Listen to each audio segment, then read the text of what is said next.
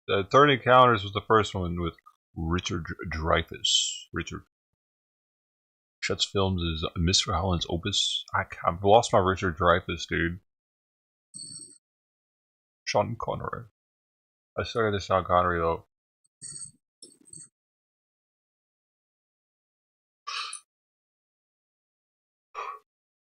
Richard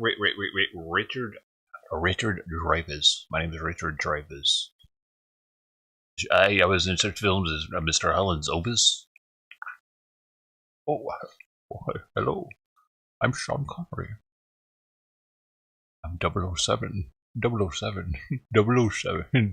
007. I don't know.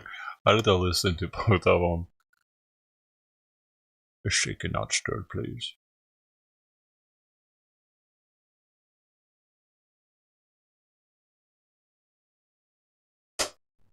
Oh!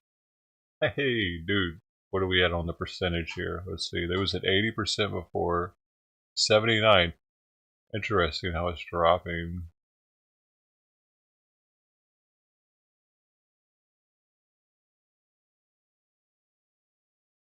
What's not annoying? What annoyed you? The meow? Or the penis song? Dude, I used to go ham with that thing. Because I have them on loop. Like, I can set the buttons differently so that they don't loop. I have a lot of them on loop because I would just get super bored sometimes and start playing with them like that, making a song out of it.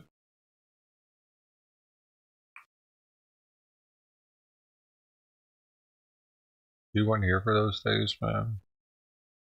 For the communicated by analog. How do you do that? Sign language?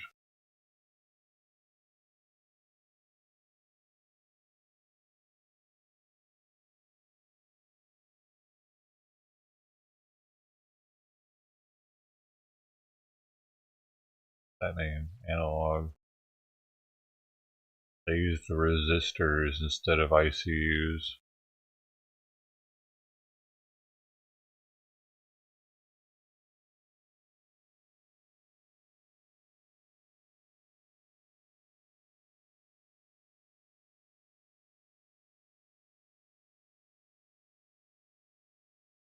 I feel like weed helps to protect from dementia. What we've got so? here is failure to communicate.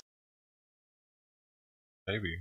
Do you think weed helps to protect neural pathways? Mushrooms definitely do. Man. A lion's mane regimen.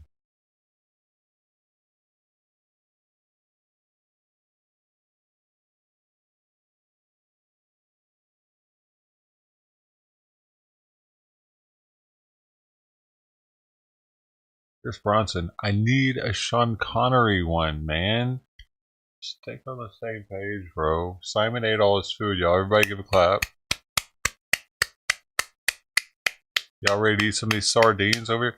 I think I need to get a 12-pack of these so that I can try all of them from this company for a flat fee. They're expensive though, man. I'm thinking about doing that so that then I can put them back up here. I don't know, man. Is it weird that I'm used to them being there now? That's probably weird. It happens. It's called something in the psychological world. What happens when you leave something like this in like a workspace or something? It makes it extremely hard to get rid of it later on. The longer it's there.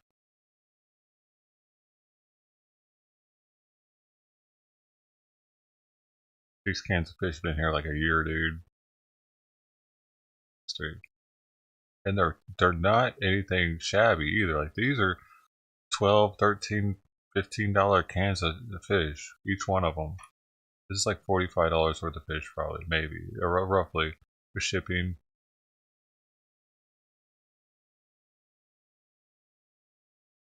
They got art on the box too, kind of cool. Like it. But you can get a 12-pack of this company's. How much y'all think it is? The company, here, I'll give you the company. Don't be cheating, alright? Jose Gourmet is the brand of this one. But Ted really hooked it up, dude. I looked into them just recently to see what I could get a 12-pack of these for. And it ain't. It's I wasn't ready for what I saw. It was like $120, $130, something like that, $140, $150 in some places for 12 cans of fish. And y'all thought Ted Thomas was a cheapskate, probably, huh? And that's not even included. So he sent me 2 of those. So this is probably like $15 worth here with these 2. Right? And this one, it might even be worth more. I'm not sure. I haven't looked it up yet again this year. But it's in a black and gold box. You know, it's fancier even.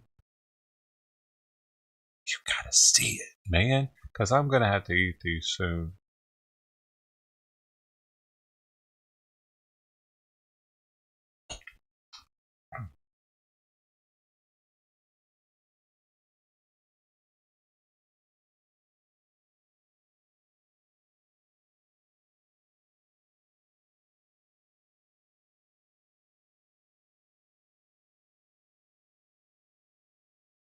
You understand? I don't even know if he's probably not here right now.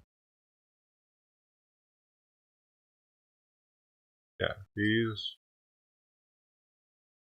And I hadn't heard of any of them before he sent, but he saw that I was eating sardines a while back, and he introduced me to he showed me a YouTuber that was all about sardines, man. And his videos are so fun to watch too. If you like sardines, it's fun to watch him eat them. I think he uses chopsticks or something too.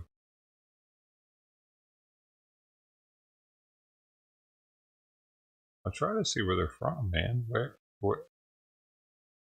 Dude, they're good until 2027. That's amazing. Product of Spain.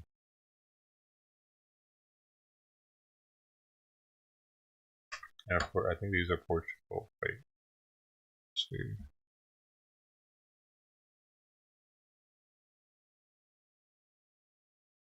It must say, right? You must be able to be racist against your food. I think that's how this works. From the outside of the package.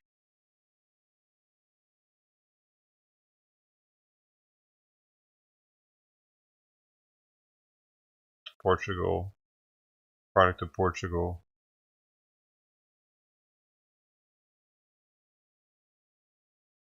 Isn't that kind of weird how we have that law? They gotta let us be a little bit picky as far as the country of origin. Maybe I don't like that country. Huh? What if that wasn't a thing and you didn't get to know until you opened it, and then like you weren't allowed, like returns aren't a thing anymore? They're trying to actually a little bit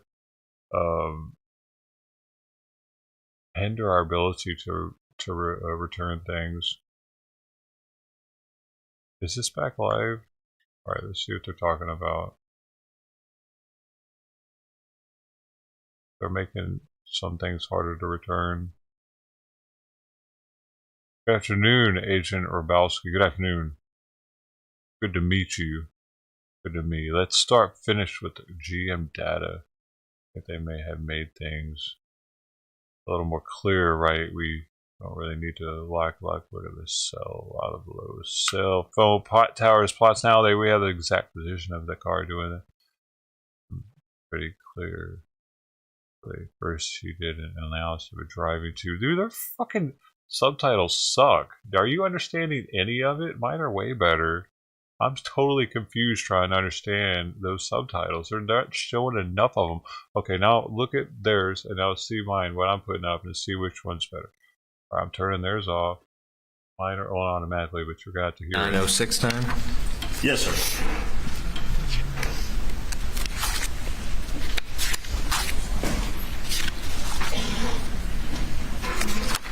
I turn it on right when he does the same. So it's like 907. It's way better, dude. I have better subtitles than YouTube easily because I couldn't understand what it was happening. Right now, I know exactly what he was saying. Let's see what YouTube's showing at the same time.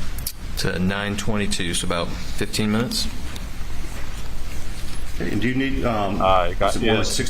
16 minutes. Pen and paper. 16 minutes. Yeah, sure. Okay. I'll go there. Okay. And coming back, how long was it? How is it not getting on any of that though, bro? 9:43. Buzzkill. It's whack. It's messing up right now. Actually, I had to restart it.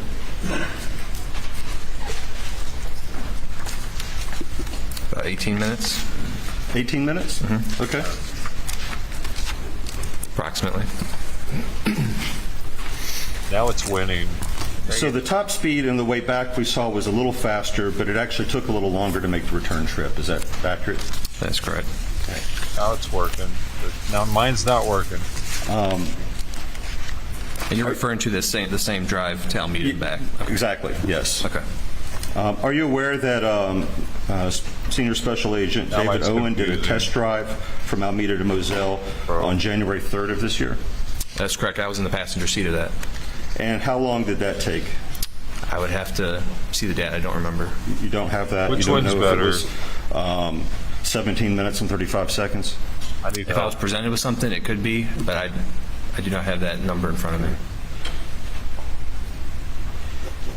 If it were that, it would be right in between those two times that we just saw for Mr. Murdoch going back and forth, would it not? It could, but there was different variables at the time. It was during the day, wasn't it? It was. It was better? I'll turn mine on forever.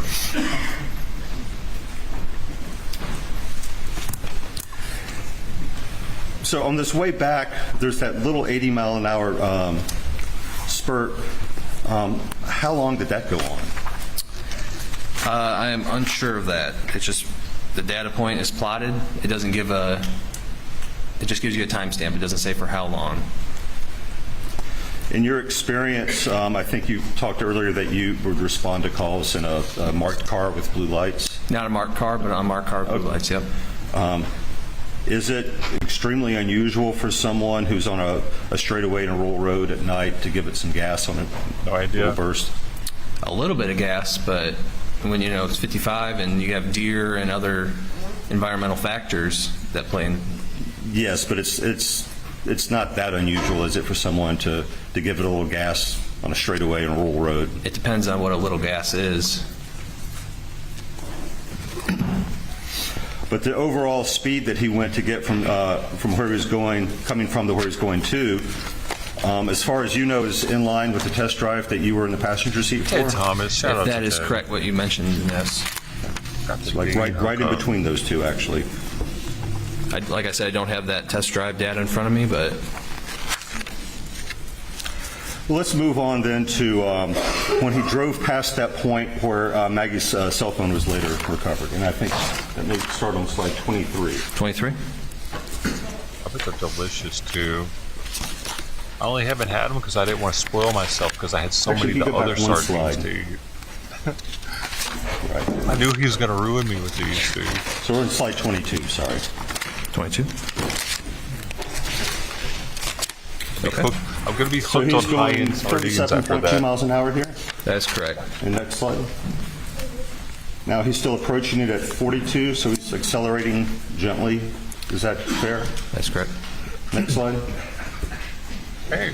Looks like he is just past it, going slightly faster than he was on the previous slide. Is that correct? That's correct. Next slide.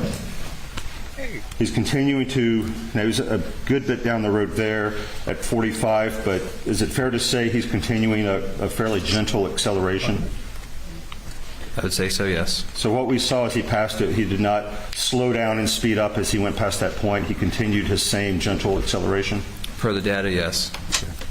And we won't go through it, but if we went down later to when it goes down to the bottom of the screen, it would show that he slowed down slightly, corresponding when he sent that text, "Go to see him, be right back." Is that accurate?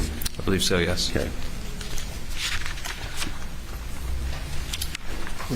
We'll be done with that. I'm going to now just skip with this data all the way to when he approaches the kennel coming from the house right before he calls 911. Okay.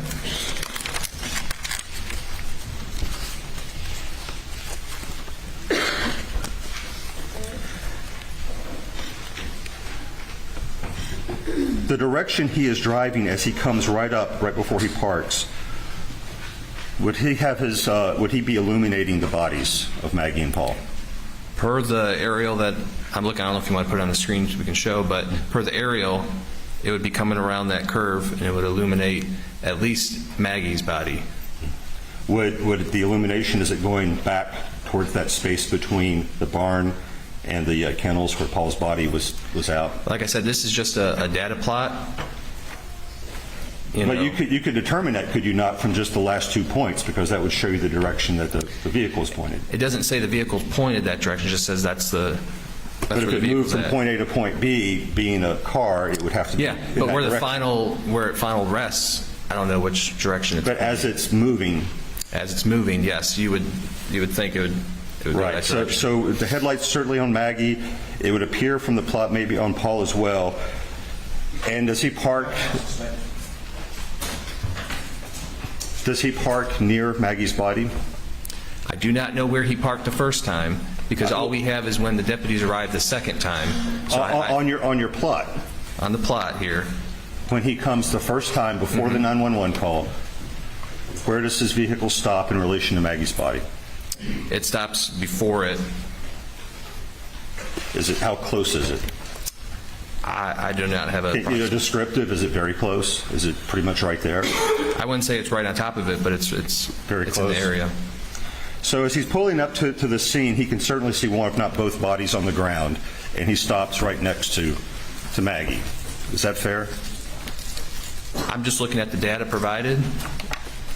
I was not there on scene. The data provided is the location of the car and the location of the body. I don't know what he would have saw or what the car would have saw at that time. You don't know what would be directly in front of his car as it was moving from point to point to point? I was not out there. You don't know which direction the car would be pointing as it moved? We know which direction the car would be pointing, but what he saw or what the final resting place of the car is. Is the car's headlights pointing at the bodies as he's pulling up? I cannot give a definitive answer on that because I was not there, and the data I have. I'm asking from the data. The data does not say. Now to finish this answer. You must give the witness an opportunity to respond fully. You may proceed. There is no data that says that the headlights were pointing in a specific direction or at a specific object, so I cannot answer that. When you say there's no data saying the headlights are pointing in a specific direction, were they not pointed along the line that would connect the last 2 data points before the car stops and goes in the park? For the drive, but it does not show. I mean, it could be at an angle. It's such a little dot, but does not show a vehicle in exact position of it, so I cannot answer that. Right, and we're not talking about the dot, we're talking about a line connecting 2 dots. Okay, but and you a were car asking moving about the along dot. that line, the headlines would be pointed down the line, correct? Judge asked an answer. Objections overruled. Ask your question again. We're talking not about a point, but about a line, and a car moving down a line. As it moves down that line between 2 points, would its headlights not be pointed in the same direction down that line? I would assume. So he arrives at the scene, gets out, presumably he goes in the park, and then 20 seconds later, first dials 911. Is that your testimony? Yep. So pulling up on the scene, body's in his headlight, presumably knows something's horribly wrong, gets out 20 seconds to the first call to 911. Is that correct? That's correct. Which was actually misdialed 9111, and he had to redial it a second time, which was at 18 seconds, correct? That's correct. Okay. So he had 20 seconds, and I think there's maybe an implication, or that's not enough time. Objection is sustained to the comment of counsel.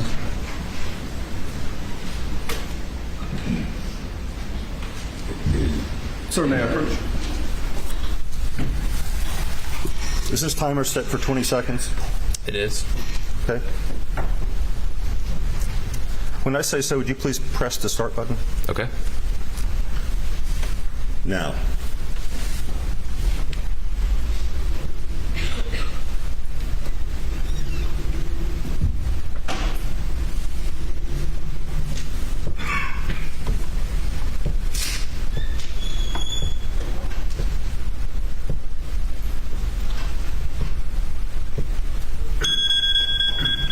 That was 20 seconds. Would you agree? For your phone, yes. You don't dispute the phone I do not. accuracy, do you? If the person getting out of the car had seen the bodies already and already knew something is horribly wrong, do you believe that that is an unreasonably short period of time to inspect and call 911? I'm here to testify on this data, not the hypothetical. I think you're asking the wrong person on that. Fair enough. We'll move on.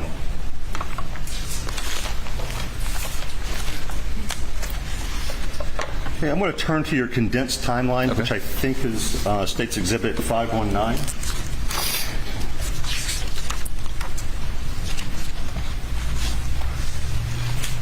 I'm going to ask you to turn to page 21.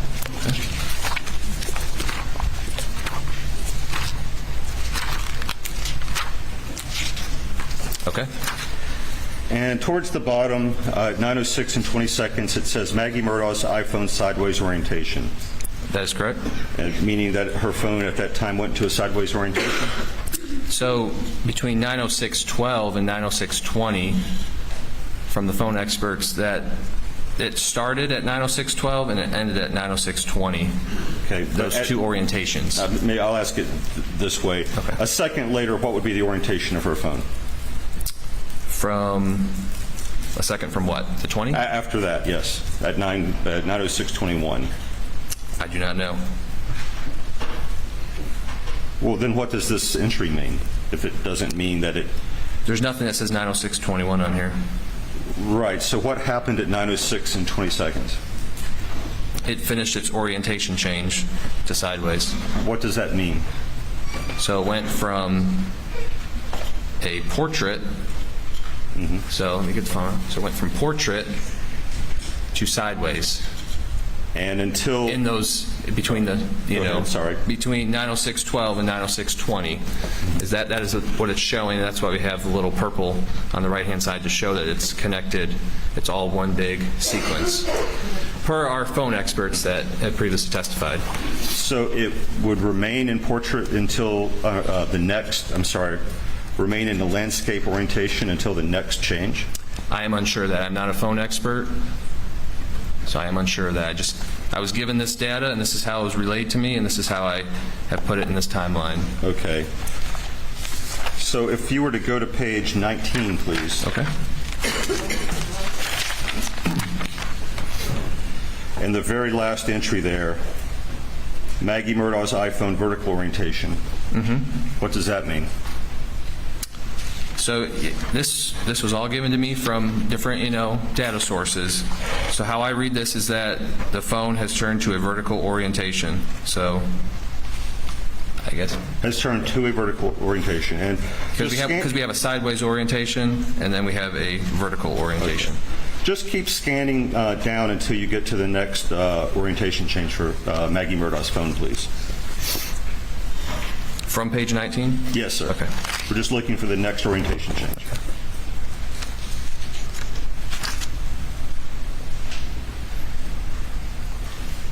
I believe it's going to be that 9:06:12. And what does that say? Implements an orientation change to portrait. But the previous change was to portrait, was it not? It says vertical orientation. So there's no intervening orientation change. It just goes to portrait and then changes to portrait again? As I read the data, yes, that's correct.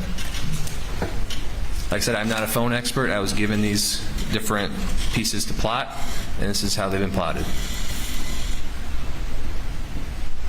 When you're given these pieces to plot, do you ever notice if things don't seem to make sense or don't match with other data? Do you alert anyone? So we have phone experts that review that. So they have reviewed the data, and I do not know if that's something that they came across.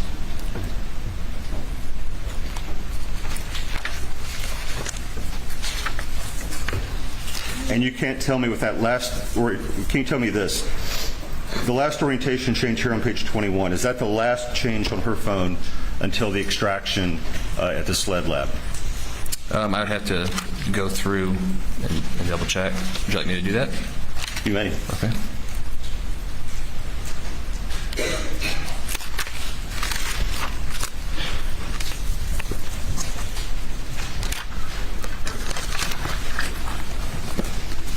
You said orientation change, correct? Yes, sir. Breakfast of Champions.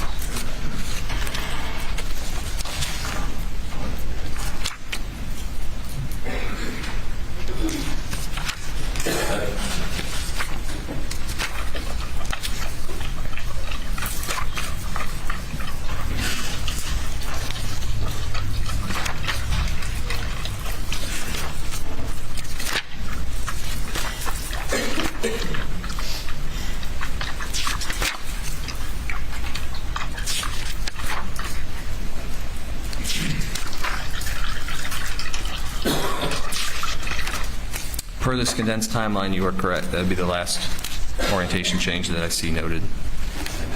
I mean, that's the last one until the phone was downloaded? I believe so. You showed State's Exhibit. That would, now the thing is, this is just the timeline, so it could be in what's already in evidence from Lieutenant Britt Dove, but in this timeline, that's the only one showing. Okay. And for orientation changes, we were really only concerned for the day of. Right. For this I got all timeline. this stuff in it. Show what's been previously admitted as Defense Exhibit 38.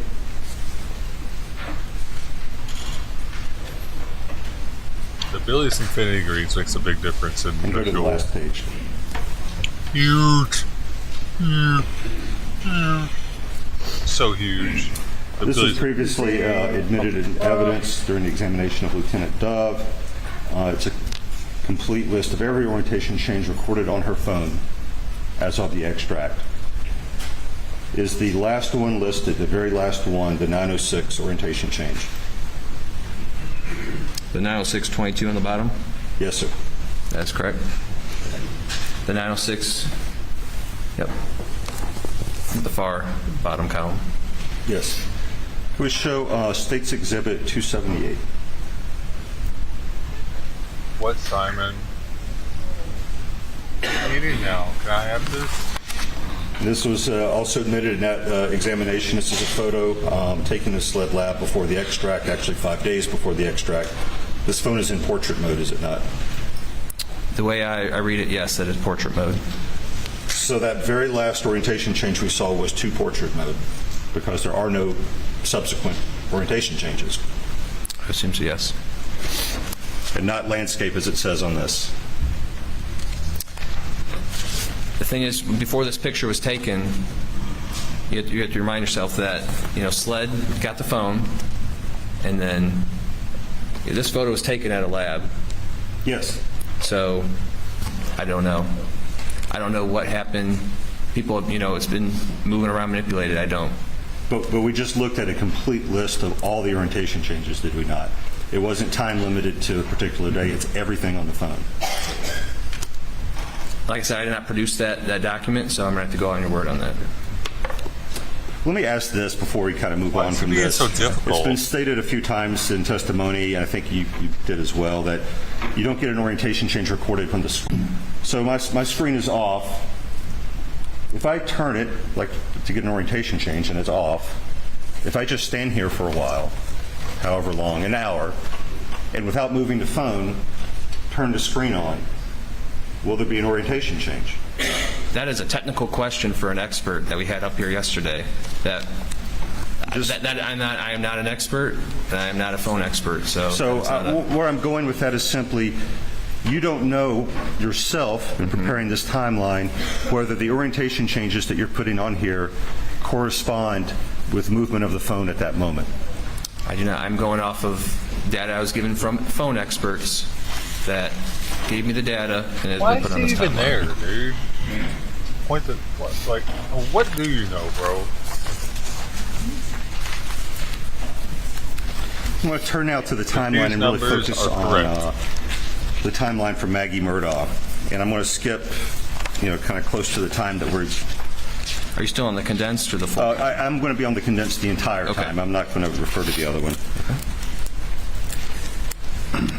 And I want to start on page 7. What page are you guys on? What page are you on, dude?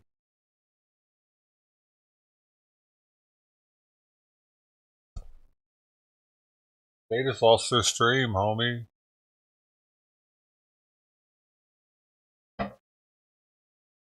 Their chat's gonna say something about it in a second. What's taking them so long? You have some screen off on times here, but you didn't put it every time the screen went on and off, did you? I do not recall. I'd have to look at what was given. So you don't know if the screen of her screen went off at 8:49:28, came back on. Everything should be on this document. Bands in my ass. I got bands in my ass. Go off at 8:49:28 and come back on at 8:53:08. To see me. Gonna pop up. I have a screen on at 8:49:20. And when did it go off? Scratch that. Dang it. I do not see it on here. The drawing board. Well, let me ask it this way. Do you know that whether the screen went off at 8:49:28 and came back on at 8:53:08? 8:53. I do not unless I have it on here. Okay. And then she has steps that begin at 8:53:15. Is that correct? For this document, yes. When you were looking at the step data, did you look at the corresponding distance data that goes with the step data? I was just provided the timestamp and then the steps. Are you aware that the phone in the same database keeps distance data with the step data? I have been made aware of that. But you have not looked at any of that distance data? Mm-hmm. Dude, this step data is I was told that it's not accurate, it's not reliable, the distance, so I did not focus in on that. So... Is it an iPhone thing? Step data? Would you think that it is... Hey, wait, better not kill anybody. Well, just as an investigator... Your phone's going to rat you out. On your spreadsheet, I won't bother to put it up, but you had a bunch of time periods where Alec had steps, different times. Do you think there would be any relevance to whether the number of feet per step and all those different increments was extremely consistent? Is there any relevance to it? Would it maybe suggest the same person was walking? Objections overruled. I would have to... I didn't do the feet per step, so I'd have to see the data. I understand that. And the question is, would there be any relevance to an investigation to seeing that the feet per step were extremely consistent for disparate time periods for the same phone? Like I said, this was just a tool that we used. It could be. It just was not its board. Okay. And if this time period, 8:53 with Maggie Murdaugh's steps to 8:55:32, if the distance covered in that time were short, meaning she was moving particularly slowly, could that have any relevance? It depends, but that distance is, we're told, is highly inaccurate, and everything is an estimate. So even the steps, that's we're told by the phone expert that's an estimate. That's not an exact number. The same, I would assume, for the distance. He's so happy right now. So you don't think? I mean, you did not check to see if the speed at which Maggie Murdaugh was moving on that very last increment. The last time the phone says she was ever walking, there was no how fast is she going? Is she running? Is she creeping? This no one looked at that. Be fucking him over way more than he is. It's very difficult. I did not look at that. No, I cannot say for anyone else. And the same question for Alec Murdaugh. Did anyone look for? I think you have, over 8 of these increments listed out.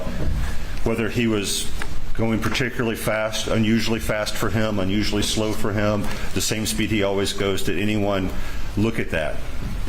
all we have here is the data that is on that sheet. And you do have these steps per minute, but do you have any data suggesting that within, and I'll pick one just to make the question simpler, Alec Murdaugh's first, well, I'll pick an even easier one, entry number 30. Okay. Which is when he's at Alameda and then part of when he's leaving Alameda, is that correct? That is correct, based by the time. And it says 60 steps over almost just a little short of 10 minutes? I believe so, yep. So, of course, it's slightly more than 6 steps per minute, which would be a step every 10 seconds. So this time period is not saying that he's going that many steps per minute, right? It's saying he walked and then he didn't walk and he walked. Is that fair? It's just giving us an analysis, a general overview of, our estimated steps that it gives us, and then estimated steps per minute. That's all it is. It's just a general. Well, I'll just ask open-ended. Why is this last column steps per minute here? Why are you presenting this? It's just another way to present the data.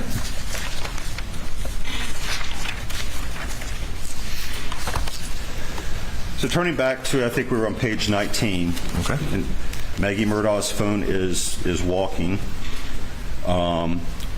Now we had from previous testimony an activation of the Siri user interface with the side button. Did you recall that from previous testimony? I do not, but it could have been. Okay, you don't recall previous testimony about that. Bring up Defense Exhibit 41.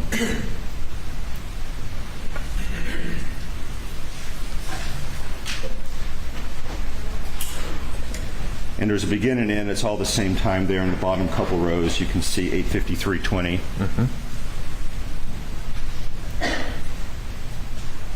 I don't know if this refreshes or if you recall, or if perhaps you know from experience that the Siri interface can be activated by squeezing and holding the right button on the phone. Do you know that? I believe so, if you have it, activated to do that.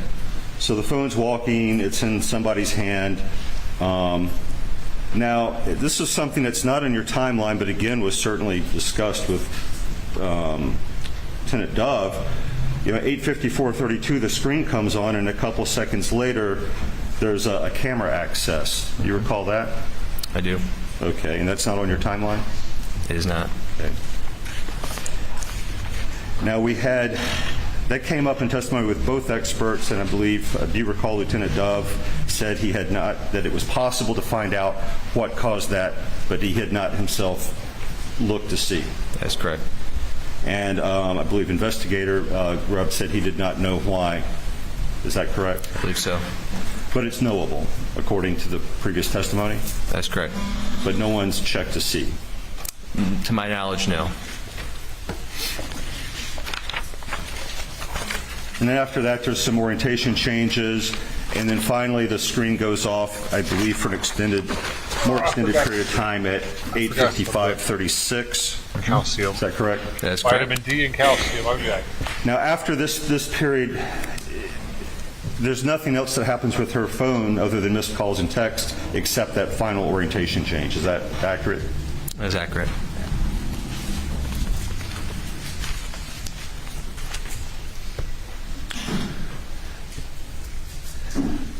Now, does that fact that we aren't seeing anything after 8:55:36, does that mean that she was dead at 8:55:36? Like I said, this is just data that I plotted. So the answer is no? I don't know does that not mean that? I have to go by the data here, and there's no activity. Right. You can take that however you want, but there's no activity. I mean, is it fair, and this isn't trying to be tricky, if use of the phone ceases as time goes on, it's more and more likely there's something amiss, right? The first second no one's using the phone is normal. I mean, someone might easily go, even Paul might go 5 minutes without using his phone, but as you keep going on, it gets a little more likely something's wrong, right? Is that fair? I would say so. Okay. But So yeah, but it's not an immediate thing that, well, the last Witness be able to finish the answer he started. I apologize, Your Honor. I honestly thought he had finished. I'm good. Go ahead. So It wouldn't be fair to say that if the last usage was at some particular second that the person was dead that second, right? It would create an inference that would increase in strength over time that no one's using the phone, something's wrong, right? I can't answer that. I mean, I don't have the knowledge on that. Hey, he's starting to sound like the press secretary.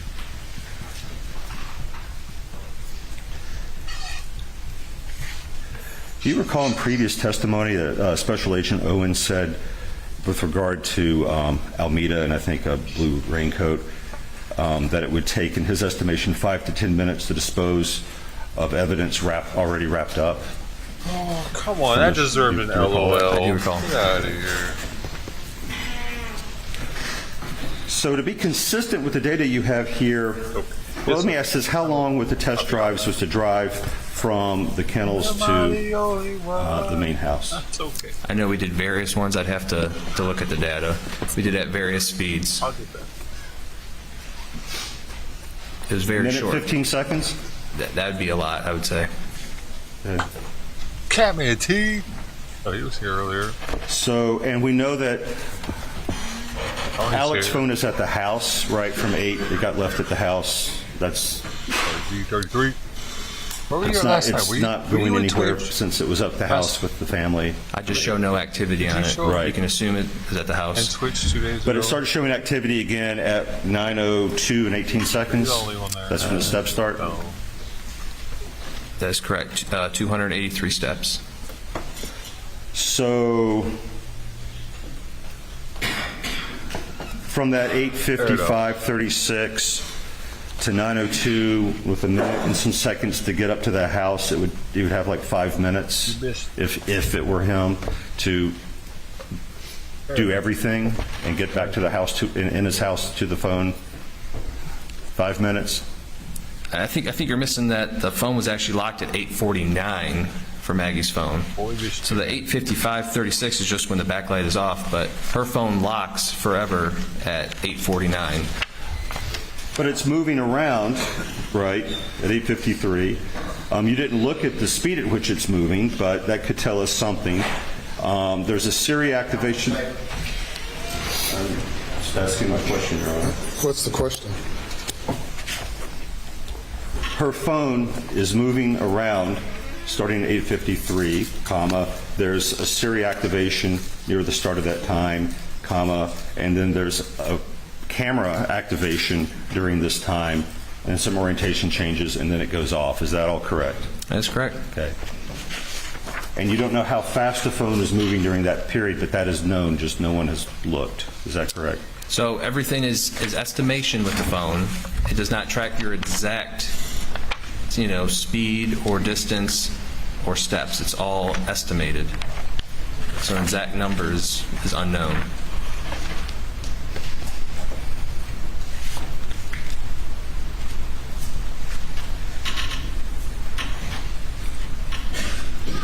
And you have, I assume from your testimony, you don't know why someone would take Maggie's phone but not Paul's phone? I would not know. I mean, I'm not there. I mean, given your job as a SLED agent, I mean, would the fact that the camera was, the phone was in someone's hand and it was attempted to take a picture, would that be an inference you could draw? He never said it attempted to take a picture, from what I heard, but you'd have to ask a technical expert on exactly what that camera function was for. Well, you see, the thing is that the technical experts, they're not going to say either, are they? It's some investigator is going to have to make some inferences from the data, and the question is it a fair inference that if the camera's in somebody's hand and they're trying to take a picture, that might be why the killers take that phone and not the phone that's in somebody's pocket? So the way I, Your Honor, What's the basis for the objection? Argumentative. The response to by the defense. Any response? Your Honor, I'm asking the investigator whether... You're asking in response to the objection. The objection is argumentative. Your Honor, I do not believe it's argumentative. I'm asking if an inference would be fair. I overrule the objection. So the inference I'm looking at it is that the camera was trying to identify a face to unlock, which it did not. So that is the inference that I would look at that instead of taking a photo from a layperson perspective. Right, except that's not an inference an investigator would make, correct? A technical expert would go and see what triggered the camera activation and tell that to an investigator, correct? I was not, but I am not the technical person. And I think we covered in some previous questioning that the testimony has been that that's knowable, but no one has checked.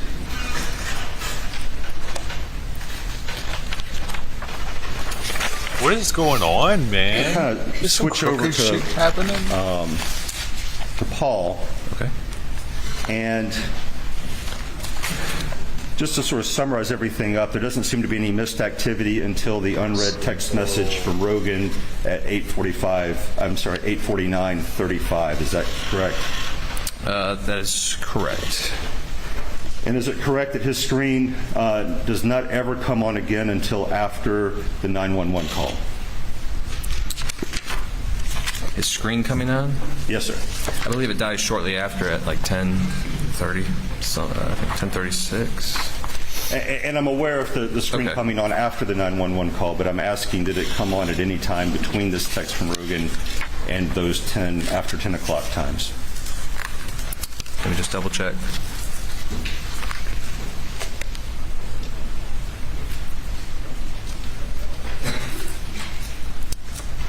I show a display screen on at 10:20:08. Okay, so the answer is no? It does turn on. That's what you asked, correct? Oh, I'm sorry. I was asking if it turns on before the 911 call. Before the 911 call. For the whole day? Well, it would be about an hour and 10 minutes, but...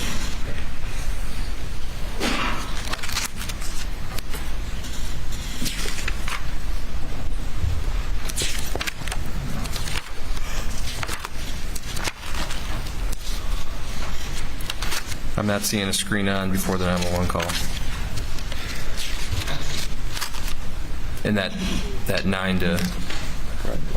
So incoming text messages or calls, if they were received, did not cause the screen to come on? That is correct. Hey, I was talking about you, man. Did you tell? Is it possible, and I understand this may be a question for a technical person, but is it possible that that's because the battery was at 2%? Like I said, I would not know that answer. Did anyone ask, hey, why isn't the screen coming on these notifications? Unfortunately, I think it's hard to tell, with the experts, but that would be my assumption that it would be either low battery. That's fair. Trying to conserve the battery because you don't want the light takes so much power, so I would assume that would be the answer. So after whatever happened after 8:49, his phone is not prompting him. It's not lighting up when things come in. I don't know if it's vibrating or whatnot, but according to the data here, it is. It's not lighting up. Now, I think the previous testimony was that whoever, if anyone saw his lock screen before the phone went dead, after the 911 call, would have seen the yo text. Is that correct? I believe so, yes. They would have also seen this 8:49 text, right? The 8:49:35. Or at least a notification that there were multiple texts, correct? I would assume so, that's correct. And there were at least 4 incoming calls from Rogan between 9:10 and 10:08, is that correct? I'm going to go off of your account. 9:10 and 28 seconds, 9:42 and 17 seconds. I think there's one at 9:57, one at 10:08. Correct. The one at 10:08, that would be during the 911 call, correct? That is correct. And that would be during the 911 call, before Alec Murrah leaves the scene to go up to the house and come back. Based on the data, that's correct. Okay. Yo, is that Amber? We don't actually know why the screen came on. It is Amber. Dude, that's cool. Do we? An Amber read. 9:0, 10, and 18. And don't see those often, dude. Sorry, 10, 18, I don't hear. and then 10, 20. Dude, those are so old.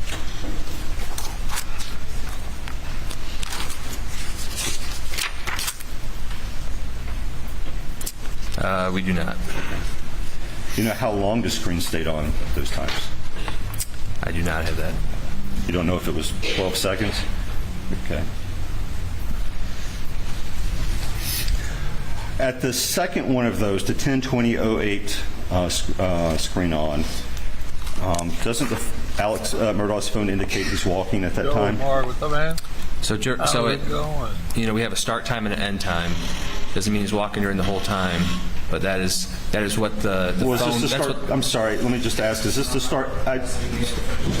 Your Honor, it's just a clarification. As soon as the witness starts talking, then you start talking. Who's talking? Were you talking? Well, go ahead. So the phone parses the data. It gives you a start time and an end time. Doesn't mean they're walking during that whole time. It just takes a start time and end time and gives you that data. Sure. So to say that someone's walking during the whole time would be, unreasonable. After the 911 call, was Rogan the first person Alex Murdaugh called?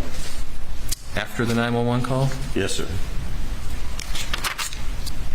Governments are going to try to get 14. this data more precise from these phones. You said Alex called? Yes, the first person he called after hanging up with 911. When police work, was it Rogan? I have at 10:17:46. He calls Randy Murdaugh. And that's his brother, correct? That's correct. Who was the second person he called? Dude, policing and control will incentivize the federal government to want to subsidize the cell phones to make this data collecting more precise. He iMessages Randy and then calls Randy Murdaugh again. And then John Marvin. John Marvin is another brother, correct? Yep, at 10:19. And then the third person he calls is Rogan, is that correct? At that time, yes. And is that about 2 minutes and 30 seconds after that first screen on time? That's correct. Okay. So not immediate, not the first person. I think you're referring to that question that was previously during the 911 call. This is all after the 911 call. Right. The question is about 2.5 minutes after Paul's phone screen comes on that there's a call to Rogan. We're going to pay for it. That literally. Alex Murdaugh calls. Is that correct? That was at 9:08. Wasn't the screen on? No, 10:18 and 53 seconds. We're going to pay for it out of pocket. That'd be correct. Okay. So I think we went over that anyone who was looking at could see what was on Paul's screen, would see multiple missed messages, calls from Rogan right on the screen. I would assume. Even a call coming in during the 911 call. I would assume, but... Okay. So as an investigator, do you think it would be terribly unreasonable that after calling other family members, someone would call the person who was the best friend of the dead son, who had multiple missed messages and calls, and even a call coming in during the 911 call, is calling that person to ask what happened, what's going on? Is that, to you as an investigator, an unreasonable thing to do after calling other family members? That's what 7076 thinks I am. As an investigator, I think that would be very odd, given the scene and the whole situation, that you're on the phone constantly, yes. That you're standing there next to your dead son, his phone is ringing for someone, and you call that person after calling other people. Yes, because I am standing over my son and wife, and it's just witnessing that for the first time. I would think that would be, to have someone on their phone constantly like that, right after, given the scene and the situation, yes, as an investigator, I would think that is very... It wouldn't be someone trying to find out what happened. At that moment, that would be the last thing that would probably come through my mind as an investigator, looking at the scene, is trying to figure out what happened minutes after I discover it.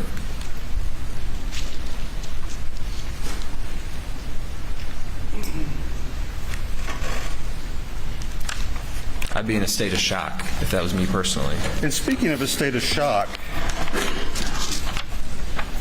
he's working for the prosecution. In the timeline later on, he reads some spam text message about I think there's a picture of a woman in a bikini. I wouldn't call it a spam text message. It's from Michael Gunn, who would be one of his friends. A group text. A group text, yeah.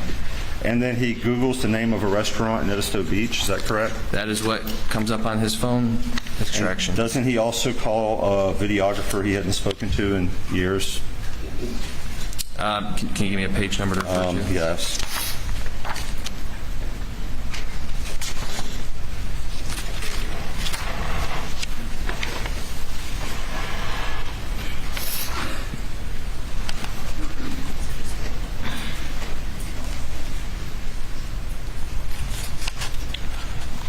Page 42, Brian White, last entry. That's what the data shows. So he would seem to be in a state of shock. None of that makes any sense, does it? You're not going to Google the name of a restaurant after you find your son murdered. I'm not Alex Murdaugh. I don't know what he was thinking at that moment. Probably wouldn't be on my phone. Really? You wouldn't be calling family?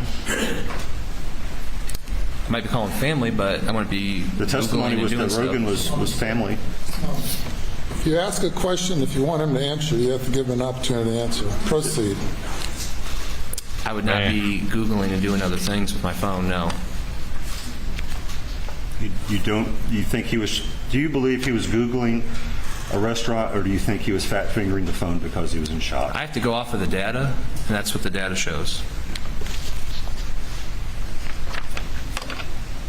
And you believe that calling family and calling someone that the prior testimony was like another son is unreasonable in the circumstances? I would say so, yes. Given the fact that you just arrived to the scene, yes.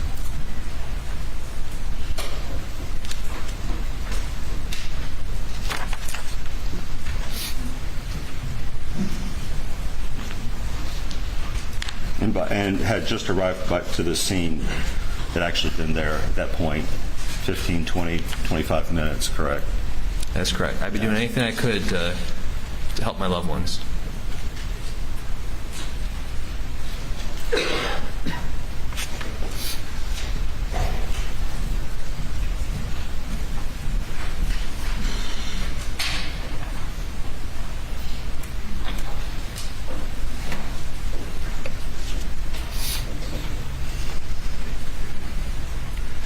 Now, kind of turning back to Maggie's phone, her screen was on at 9:06 and 12 seconds, right? That last orientation change. Let me flip back to it.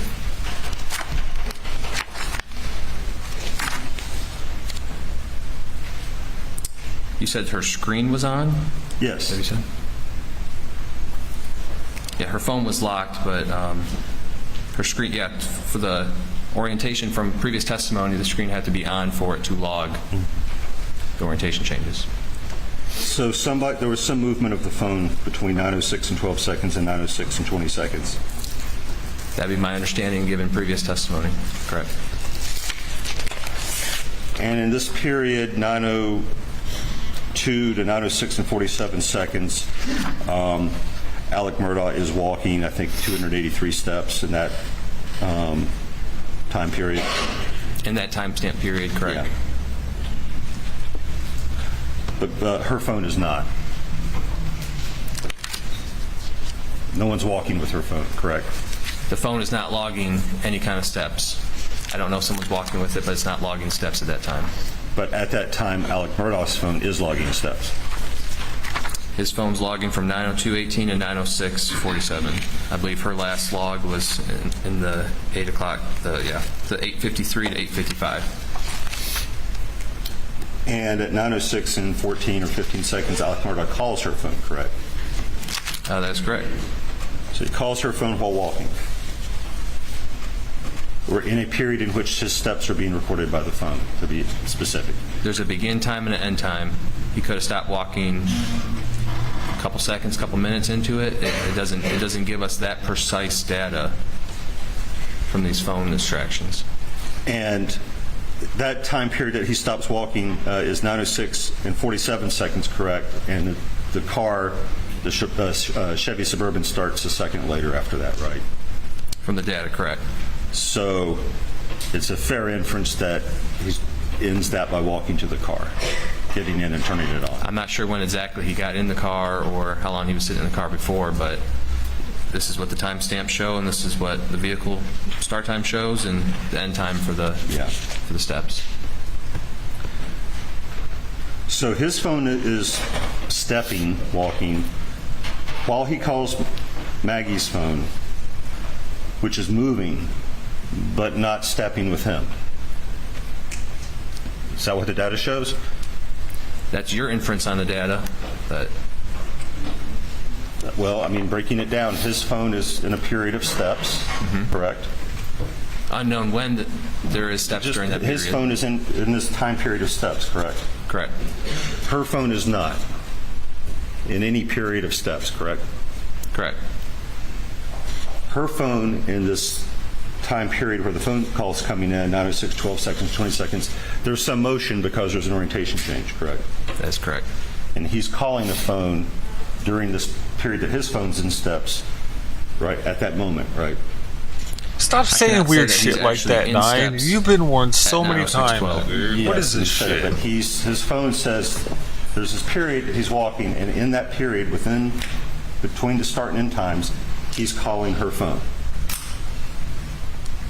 That is correct, but you can see during the 911 call too that there's times where someone could be stopped, someone could be walking, so we don't know if he stopped at 9:05:15 and the orientation changes and he's right at the car. I don't know that. Do we know? Do we have any evidence that her phone and his phone ever moved together? Continent, dude. Not speculation, but evidence showing that they're moving together. Same person moving at the same time with both we all phones. just love each other. Moving together, like physically moving, or functioning in like... Yes, that they're both moving. The same person is carrying both phones. They're moving at the same time. I would argue that between 9:06:12 and 9:20 that the same person has both phones. Because there's an orientation change and no steps on this phone. You have an orientation change starting while someone's calling, looking at the phone during that time period. And would it perhaps be reasonable that someone has that phone and an incoming call comes in, the screen says Alec Murdaugh, and it gets tossed out a window? Is that another fair, possible explanation? That could be your explanation. Why would that explanation be less fair than what you just said, based on the data? So how you interpret the data. Thanks for retracting it, dude.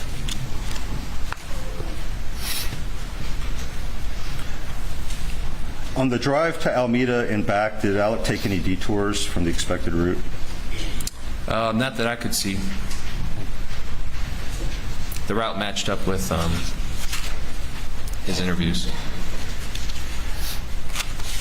And in your timeline, we occasionally see these, like this, infotainment systems coming on, but nothing else happening. The prior testimony was that even the FBI engineer doesn't know why that is. Is that accurate? That's accurate. He said it could be, you get close to the vehicle. Sometimes when I don't know if you newer GM vehicles, you get close to it and you can kind of hear a little buzzing noise. It's almost like the system's booting up. That's how he described it to me. It could be the key fob being closed. It could be the car unlocking, locking, door opening. Just they don't know what actually caused it, but it's just booting up and running in the background.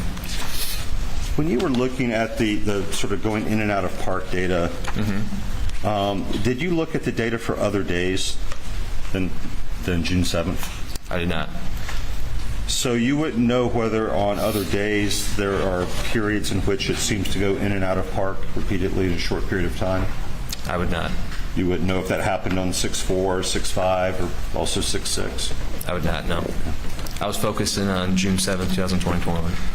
Would looking at those other days and seeing the same thing happen inform your interpretation of seeing it going in and out of park on 6/7? I was just looking on the day of the murders. I mean, if it did that every single day, would it seem unusual to also do it on 6/7? That'd be a question for Mr. Fakowski, who actually looks at that data as a discussion. It would. He's going to make inferences about behavior based on the data, or is he just going to say what the data is? He could say what the data is, but I wouldn't know an inference. I don't know someone's driving pattern and how they shift, and how would I know that? And he would. But how would I know that? Well, the question really is, if it happens every day, is there anything unusual about it happening on 6/7? A period of days is not every day. You'd have to look at I would assume, a wide range of days to get... Fuck off. How many? That's my name. Or fuck off ski. Could it happen every day for the preceding... That's what it sounded like. 3 days, would that be enough? Every day is a new day. I would not... something could happen different on a different day. I mean, I don't know how you could compare that data. You go different places, you do different things happen during drives. I don't think you could accurately show that.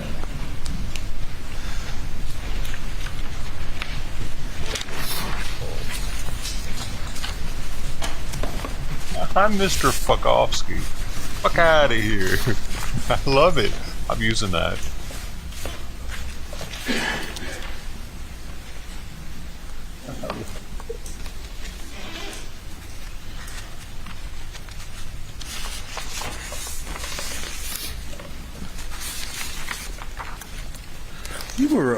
You showed sort of towards the end some text messages and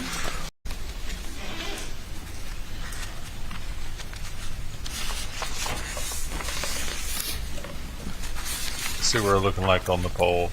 You showed sort of towards the end some text messages, and one of them seemed to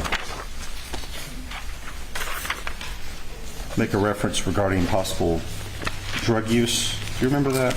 I do.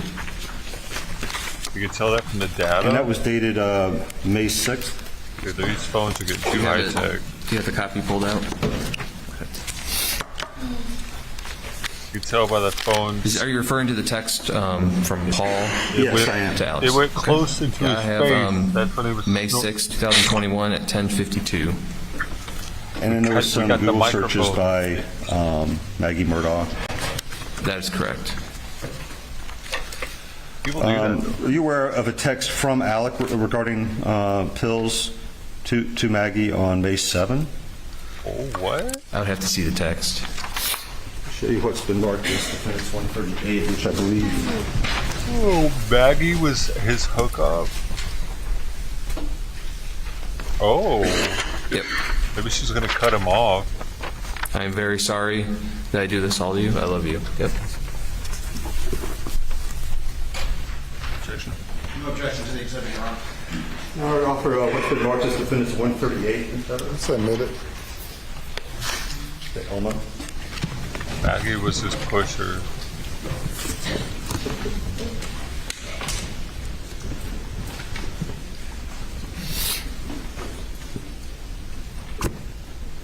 They're going to be cut off.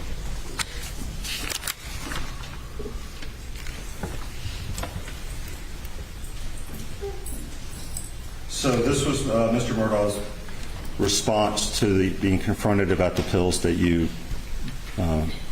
previously read. I can only assume this is from Alex to Maggie. The text message I read was from Paul to Alex. So his family was aware of his drug issues, correct? I mean, from the texts. I would assume from the text. And he was aware that they were aware, correct? This is what, Correct. 2 months or And a they month appear to be prior? loving and supporting. Well, this is Alex to Maggie. If you read other text messages, she never responds to this that day, So, from what I saw. So I don't know, unless you have what she sent back, or if you can't ask them, I don't know if they were loving and supporting of it. This is from Alex to Maggie. Yeah, I'm sure we'll have an opportunity to see further text messages. I beg your pardon, Bill. why don't we have him now? Look at Buster. He's all into it. He's always got something in his mouth, bro. He's got an oral fixation problem. No further questions, Your Honor. Direct. May it please the court.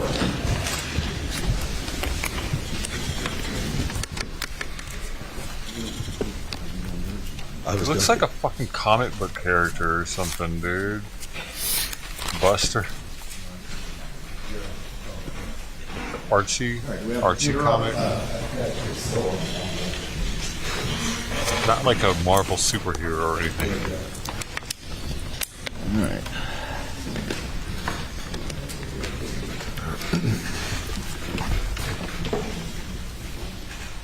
Buster Douglas.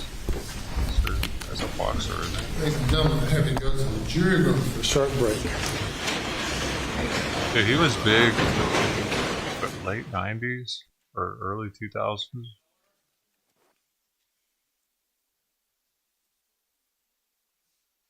But he was huge, right?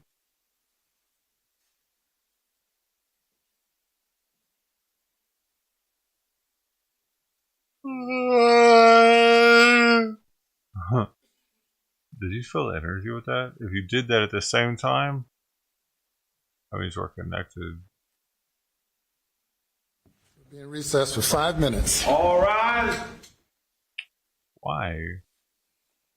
Can't they just pee in like a... I think anyone that goes to court should have to have a catheter from now on.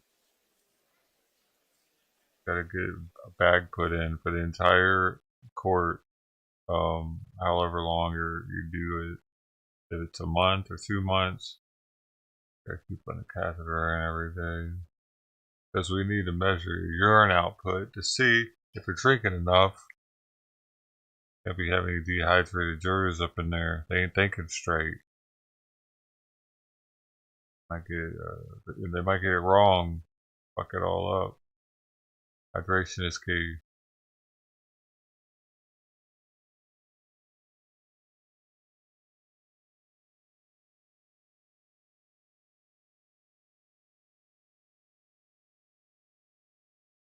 Up to 12 followers on Kick now. Awesome.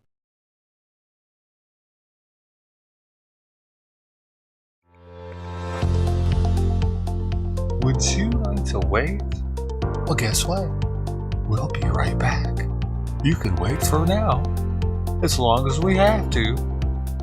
I mean, you have to. Not us. We let you wait as much as we want, because that's how we do it. We have more money than you. And time. But we're going to use it for what we want, not you. Hope you enjoy it. The wait, that is.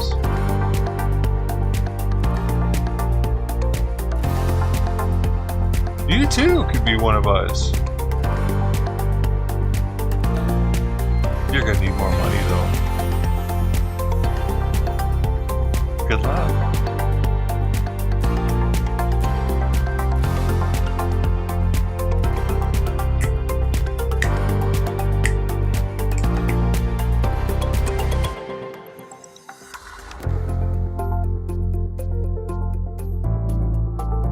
I gotta get out of this category. That's a good category to remember though. It's called, if I go into genre of corporate, I get those types of songs.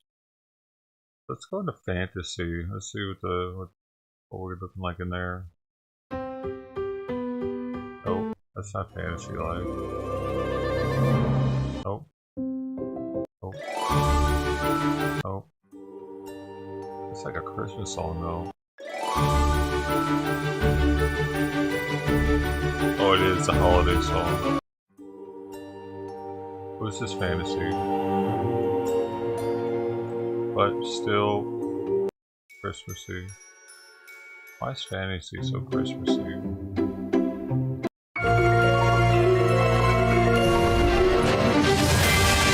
Hello.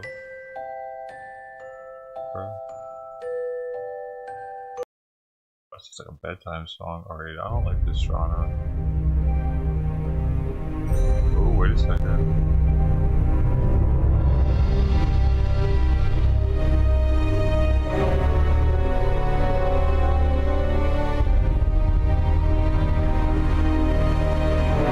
It's like you started Call of Duty straight.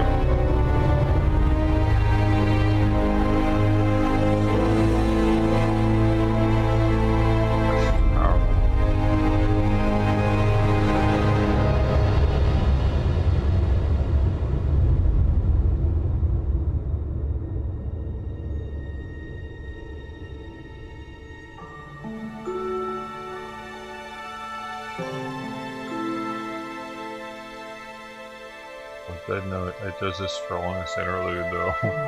Too peaceful.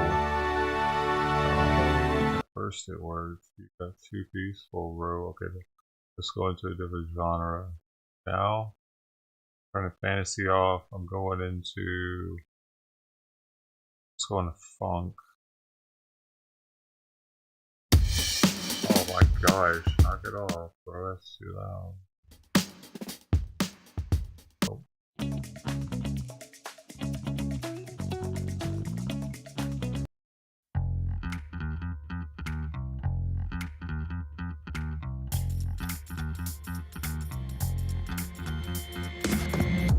Oh. Oh. Oh. Oh. Oh, what we got here? Oh. Oh.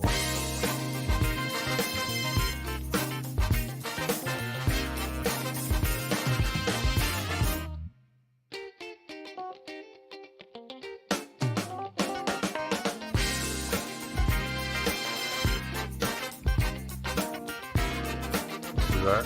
Oh.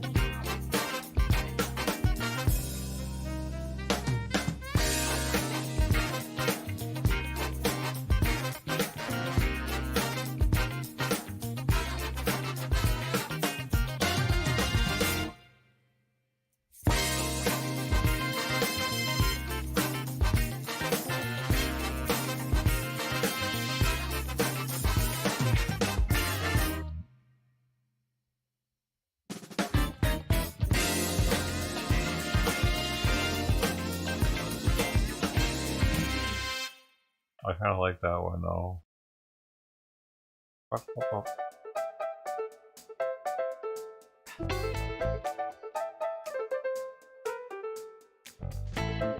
Oh, look at these pill documents. What are these? What's P30?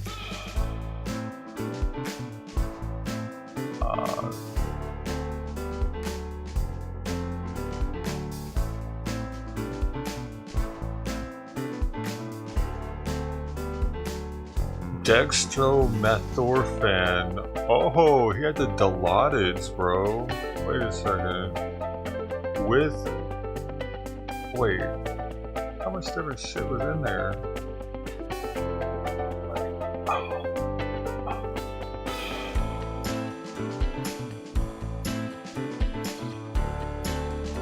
Yeah, those are dope, dude. Yeah, mostly Dilaudid.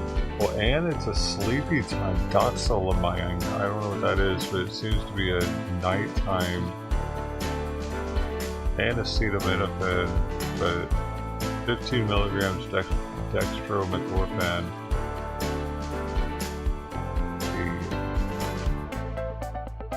We're back. He was addicted to Dilaudid. That's old school one. It's semi-synthetic opiate.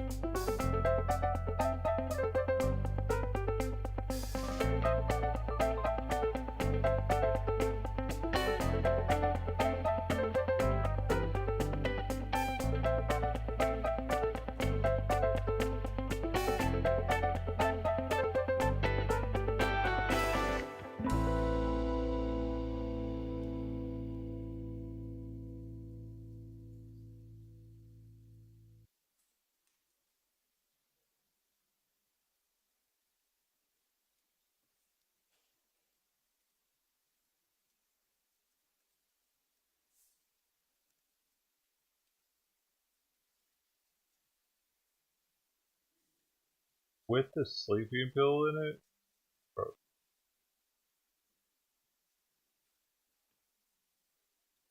Oh, look at this shot. Oh man. There we go. Thank you. You may proceed. Special Agent Rudolsky, a couple matters I have up on the screen. This is from your cast slides from the defendant's trip coming back from Alameda. Is that right? That's correct. And going to this next slide, and this is the trip, what was the max speed the defendant hit on this trip back from Alameda back to Moselle, approximately? I believe it was around 70. I'm sorry, so the trip back to Moselle, that would have been around 80. 80? Yep, the previous one was around 70. Did the data, while he was still in Alameda, did it reflect that the vehicle paused for a period of time in the driveway before continuing? It did. And would that pause affect that average speed that you calculated? It would. And that time? It would.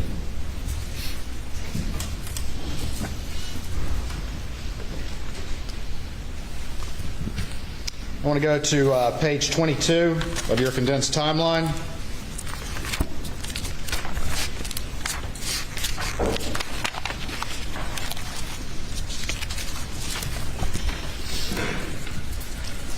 Okay.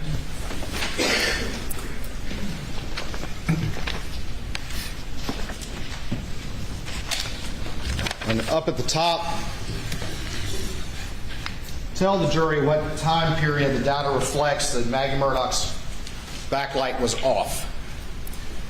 It shows from 9:07 p.m. to 9:31:44 p.m.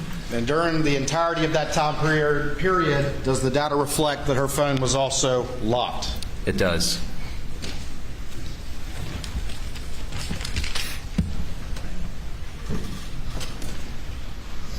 If you could turn to page 18.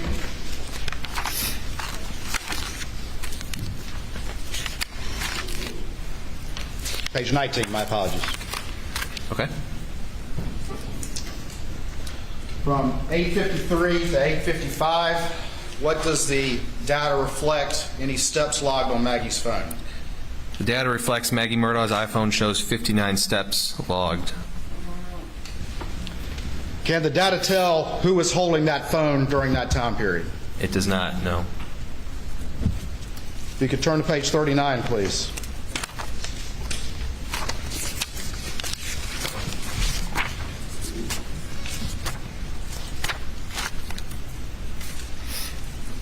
At 10:20:08, what happens, if anything, on Paul's phone? Paul's iPhone, it shows display on, screen auto lock. Screen auto lock? That is correct. What is your understanding again of auto lock? My understanding of auto lock, so the phone is already locked, but it's just an automatic feature that when the screen turns on, it just auto locks. It just logs it as auto locks even though it's already locked. Could that be from not recognizing a face? Either a face or, pushing the button on the side, but yeah. What's the next entry on your timeline after that screen on auto lock on Paul's phone at 10:20:08? The very next entry at 10:21:25. Alex calls Rogan. So at 10:20:08, we have that screen on and auto lock, and at 10:21:25, Alex calls Rogan Gibson. In preparing this timeline here today for the jury and for this investigation, what was your specific job with that timeline? The specific job was just to take all the data that we collected throughout this whole investigation and put it in one concise document.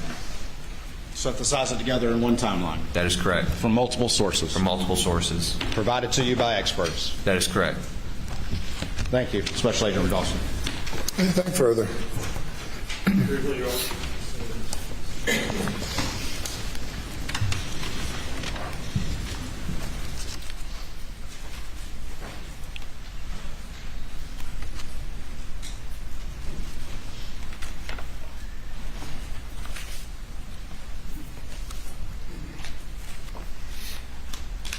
I think there was some a question was asked about peak speeds to and from Moselle.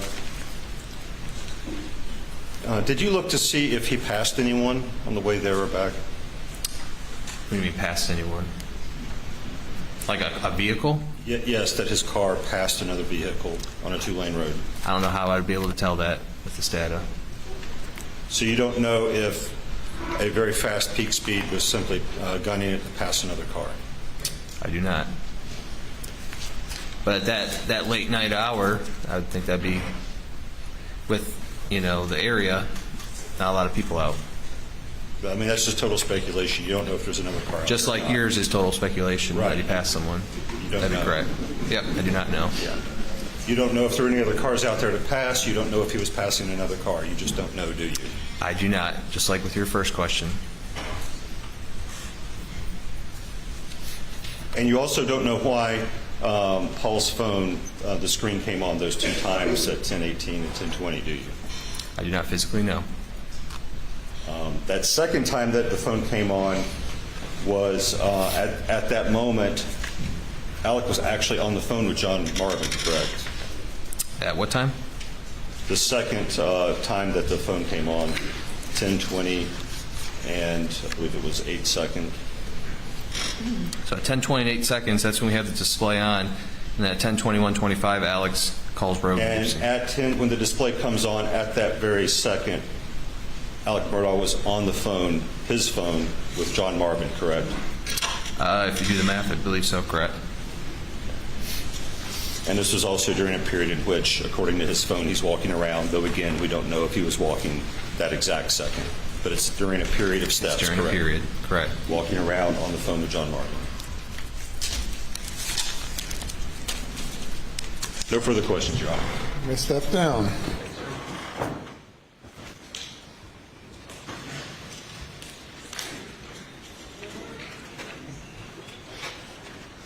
From the state.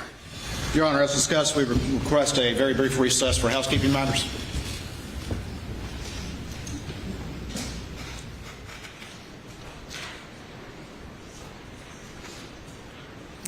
All right, the housekeeping matters are noted.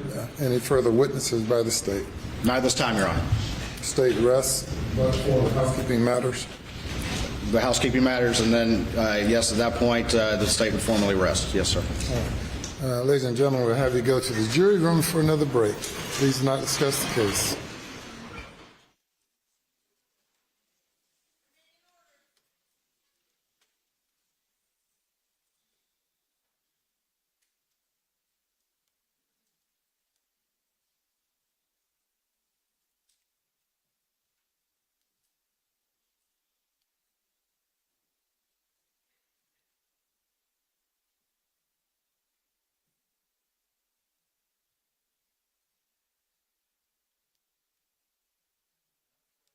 Seated. So, what type of housekeeping matters do you have?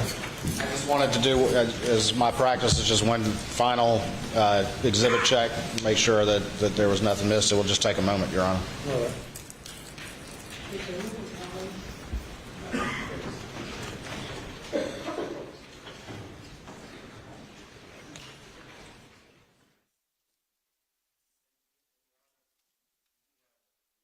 Motion that we will make.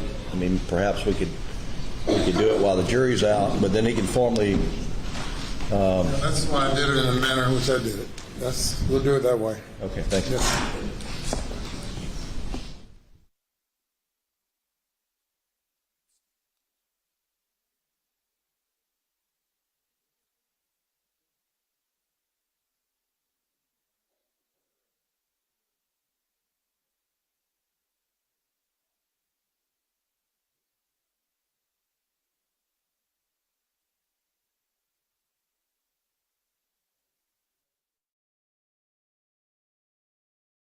To pass another car on the roadway or not. I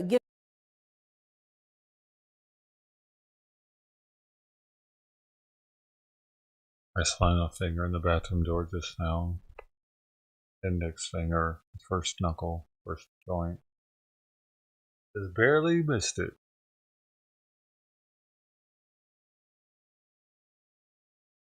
It's okay.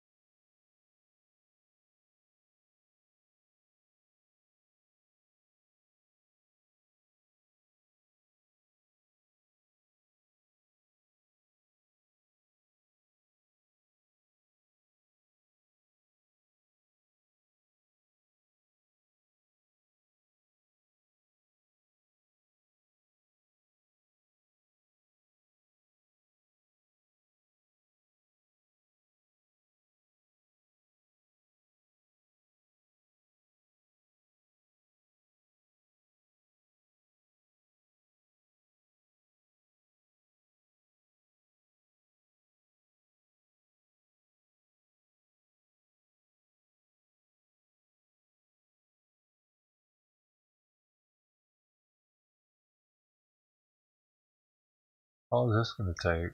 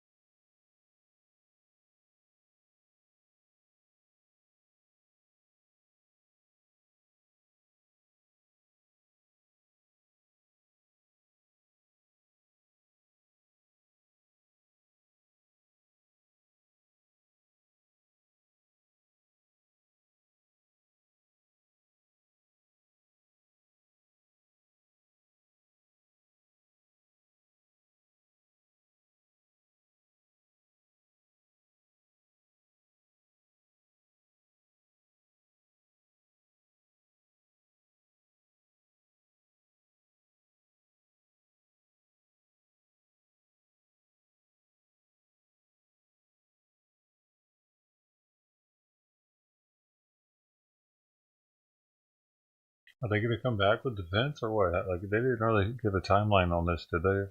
Today for what's about to happen? Be consistent with each other, and when taken together, point conclusively to the guilt of the accused beyond a reasonable doubt. If their circumstances merely portray the defendant's behavior as suspicious, the proof has failed. And also, another legal doctrine that we would point out is mere presence at the scene of a crime without more is insufficient to constitute guilt. The reason I say that legal doctrine, Your Honor, is at most what the state has proven and offered of proof is that the defendant was at the kennels at 8:44. Law and crime isn't showing this? Misstated that he was there, or he lied about he was being down there. And that raises a level of suspicion. Amateurs? And that they have concocted without any actual evidence of time of death. And there is no direct and frankly circumstantial evidence presented that the defendant shot and killed his wife Maggie or son Paul. As the evidence established, the murderer would have had blood and biological material on him or her. The murderer would have had blood on his or her clothing. The murderer would have murder weapons. The murderer or murderers would have evidence of disposing of murder weapons on property of vehicle. And there's no evidence that Alec Murdaugh had any of this. He had no blood from the brutal murder of his son Paul. He had no DNA from Paul on his clothing in an area where you would expect to find it if he had shot his son, which he did not. There's no GSR on his clothing or clothes that is inconsistent with Alec holding a shotgun for protection. The state has proven at most that he was at the kennels at 8:44 p.m. The state does not have proof of time of death. The state does only have proof of when the last time Paul and Maggie used their phones. Most importantly, and as I mentioned earlier, the law is clear. Mere presence at the scene of a crime is insufficient to establish guilt. Although, to be equally clear, Alec Murdaugh was not at the scene of the crime at the time his wife and son were murdered, and there's no evidence that he was. And for that reason, we move for a directed verdict. Yes, sir. By the state.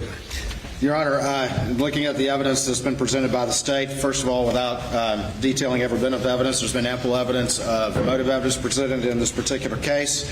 The years of embezzlement and theft and the exposure, very significant exposure that the defendant was facing as June the 7th approached would include the loss of a job, the loss of a career, the loss of his bar license, the loss of years of wealth, the potential to lose everything, in his own words. You've heard evidence about a confrontation June 7th on those matters that very day, as well as the boat hearing that was upcoming.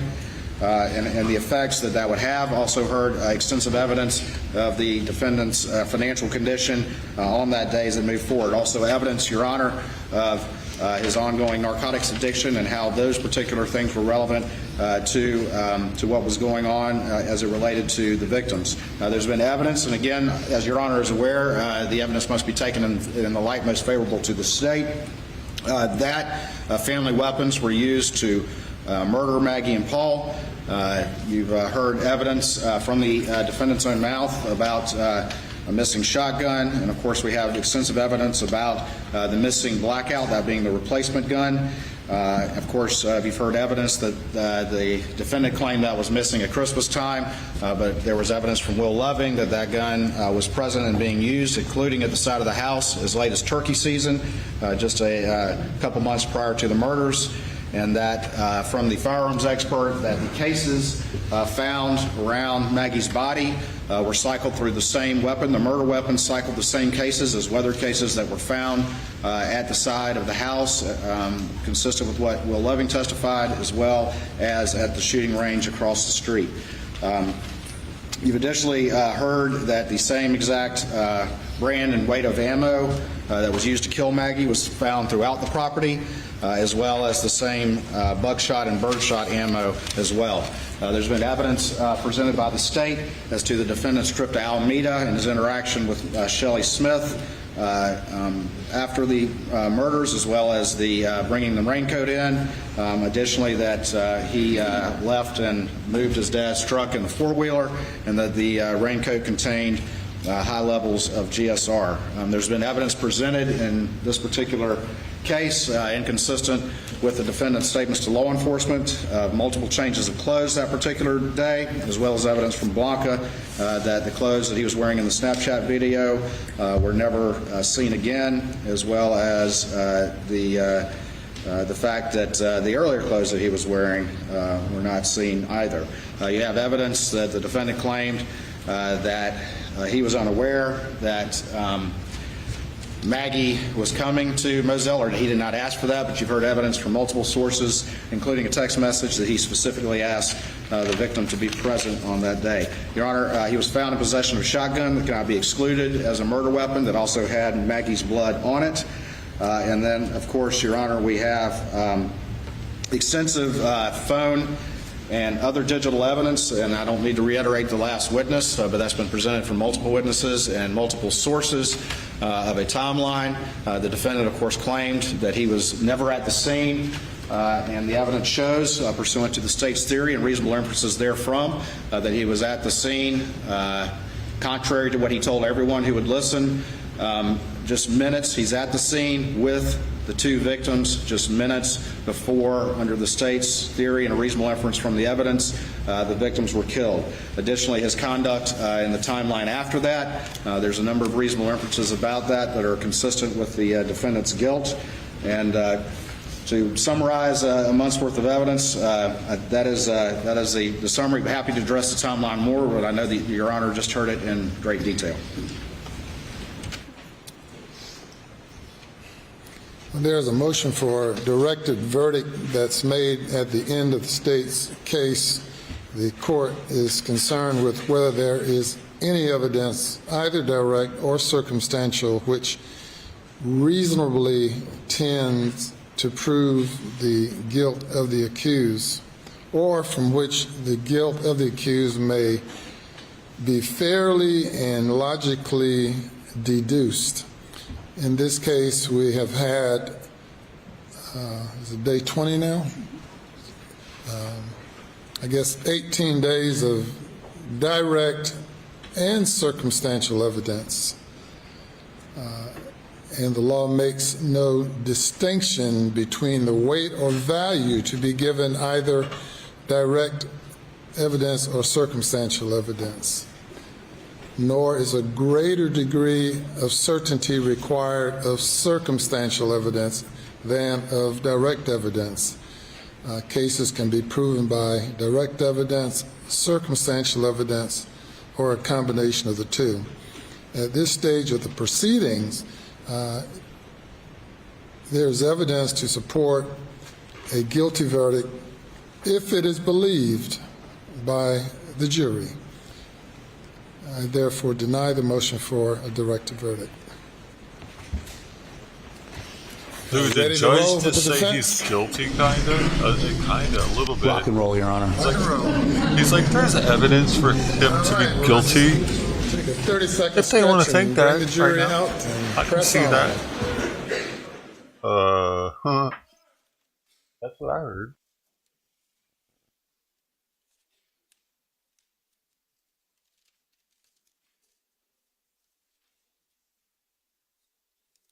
Yeah, well, apparently not. He didn't know how much the phone would be tracking him. And the shirt, man. He got blood on his shirt or something. He wasn't expecting that. He had to get rid of the shirt.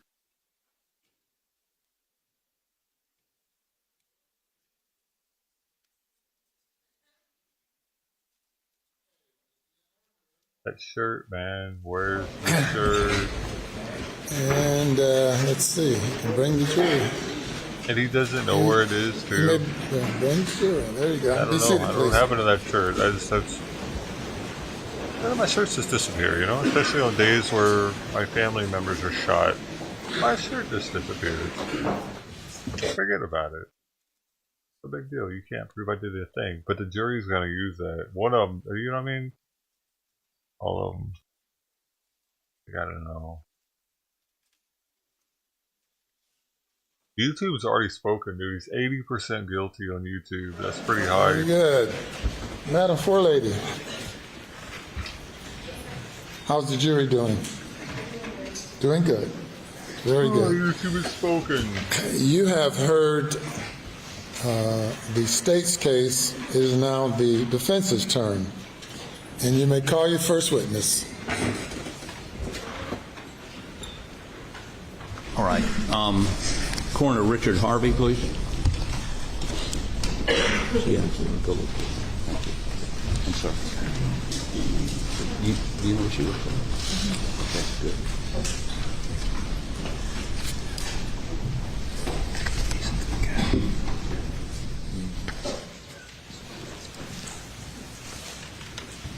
Do you swear or affirm that any testimony you give today will be the truth, the whole truth, and nothing but the truth shall help you God? I do. You would, sir, be seated. State your full name for the record and spell the last part. Okay.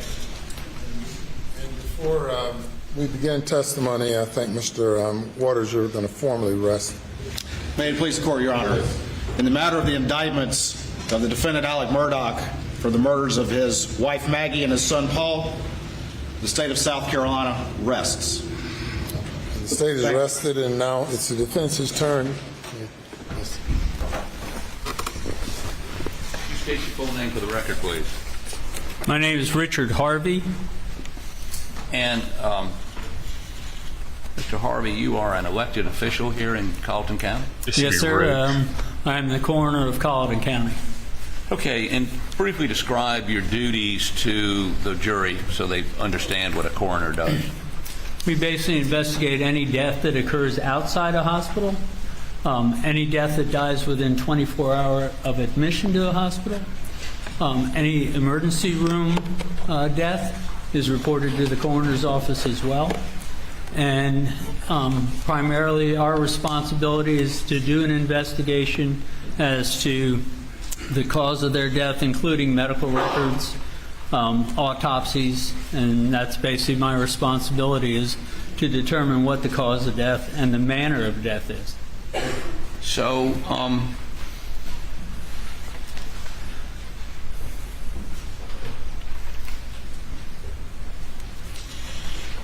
you don't have a medical degree, though? No, sir. Okay. But I was one of the first medically trained coroners in the state of South Carolina. Okay. And how long have you been coroner? This is my 30th year. 30th year. So let me talk a little bit about, in general, well, no, let me just go ahead and cut to the chase here. You have a file with you, and I believe it's a file concerning the deaths of Paul and Maggie Murdaugh. I do. And how did you get notified of their deaths? I was actually notified by one of my deputies who was on call that evening. And any time there's a homicide along that lines, in most cases, I attend those. And he was on call, and basically he told me he also has another job because he's only part-time. And he told me, he says, look, I can't stay. He says, I've got to work tomorrow morning. He says, I hate to dump this on you, but he says, but, this is going to be yours. So you took, well, first let me back up for just a second. Did you respond, and if so, what time did you get to the scene? And I'm going to lead you and say in Moselle. I was notified at 23:04 which is 11:04 in the evening. Okay. And I arrived on the scene. Let me back up there. I arrived on the scene at 23:04. I was actually notified about 22:30 by my deputy who was on call. So 22:30 would be 10:30? Yes, sir. So you got notified at 10:30. You got on the scene at 11:04. And were you by yourself? Yes. Okay. And I'm going to jump ahead a little bit. Did you process this scene? Did you have somebody take? Did you take photographs or something? Yes, sir, I did. So the photographs in your file are your photographs? Yes, sir. And in taking those photographs, did you, for instance, go into the feed room and take some photographs? Yes, I did. Okay. And had that crime scene been processed by SLED at that point? No, sir. Okay. Did you do anything to, and I'll be frank with you, there's some footprints that have been identified as law enforcement or perhaps your folks that were in the feed room, perhaps in blood, before SLED had finished processing. Are those your folks or SLED or who, do you know? I'm unaware of those. Okay. So when you took those photographs, did you take precautions to, how do you not disturb evidence? We've always kind of followed a pattern that we follow the same path in and the same path out. Therefore, we don't cross over into any possible assailants. Okay. And again, you're preserving evidence. It's a homicide, so this is your Correct. case, right? And you do that pursuant to state law. Yes, sir. And and we've received your photographs. Thank you for those. And I think you gave them to SLED also, correct? Yes, sir. And so you perform a function also. I've looked at the death certificates of Paul and Maggie Murdaugh, and you have a time of death of 9 o'clock. Is that correct? Yes, sir. Okay, so let's go through when you begin to examine the body to determine a time of death. Tell me how you do that. Well, initially that evening, when I initially got there, I was told that SLED was coming, which I knew, depending on where SLED was coming from. It depends. It could be an hour. It could be 2 hours. It all depends on what part of the state and what group is actually coming to you. My initial processing was that I went and checked both bodies, and I simply put my hands in their armpits to determine how warm they are. This is one of the things we do sometimes to try and estimate a time of death. Is the body cold? Is the body warm? And one of the other things we check for is what they call rigor. And rigor is basically when a person dies, the body goes through this process, and as it goes through this process, your joints start to stiffen up. And when I initially got there, that was all I did initially because I knew SLED was coming. So was rigor or rigor? I'm not sure how you pronounce it. I call it rigor. I call it rigor, but so if you'll allow me to say rigor. That's fine. I've never said rigor. Was there rigor or rigor? There was not. Okay, so these folks had been dead less than a couple hours? 1 to 3 hours typically is what they say that rigor should start developing. Okay, and in terms of trying to estimate or get it a little bit closer than 1 to 3 hours, you took your hand. Show me what you did, and you did it both for Paul and Maggie? Yes. How about, let me see how we can get this. See it. Could you step down here, please? Sure.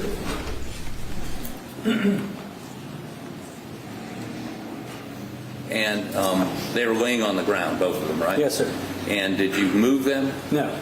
Okay, so... They were covered with a sheet initially when I got... Right, so let's have you stand over here so the jury can see me. And you went up to Paul, and where did you put your hand? I have to think now which way Paul was laying. I'm not worried about right. Left okay. or right. Basically what I did is I lifted his arm up just a little bit here, and I stick my hand up into the armpit. And that's one of the central areas of your body without using the only other choice is a rectal thermometer. And in most cases, when you have that many people around, I'm not going to pull somebody's pants down to utilize a rectal thermometer. So I stick my hands in their armpit, and like I say, I can get an idea, how warm they are. Okay, and you did the same thing to Maggie? I did the same thing to Maggie.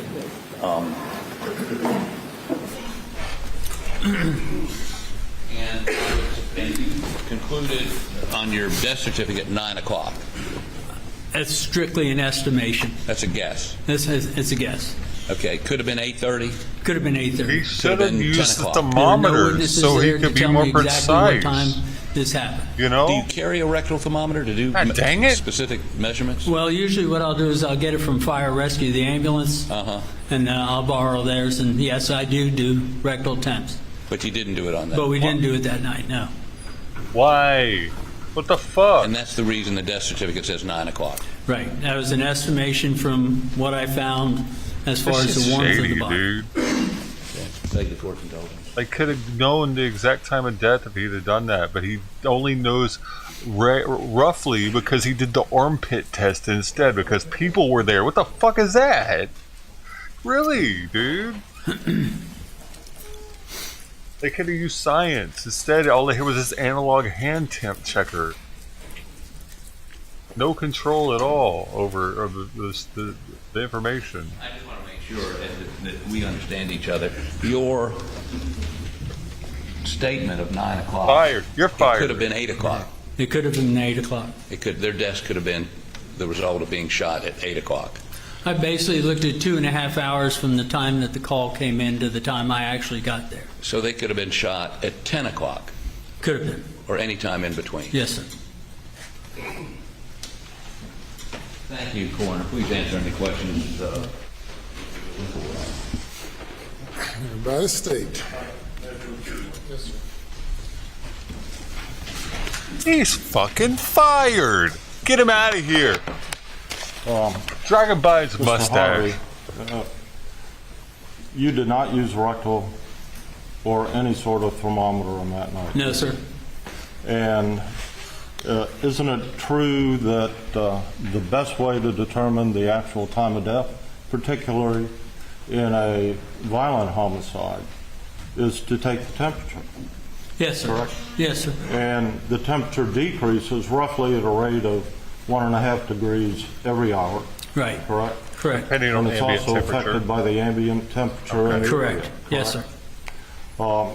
Yet, as I understand your testimony, correct me if I'm wrong, you really do not have a general idea as to when that incident actually occurred.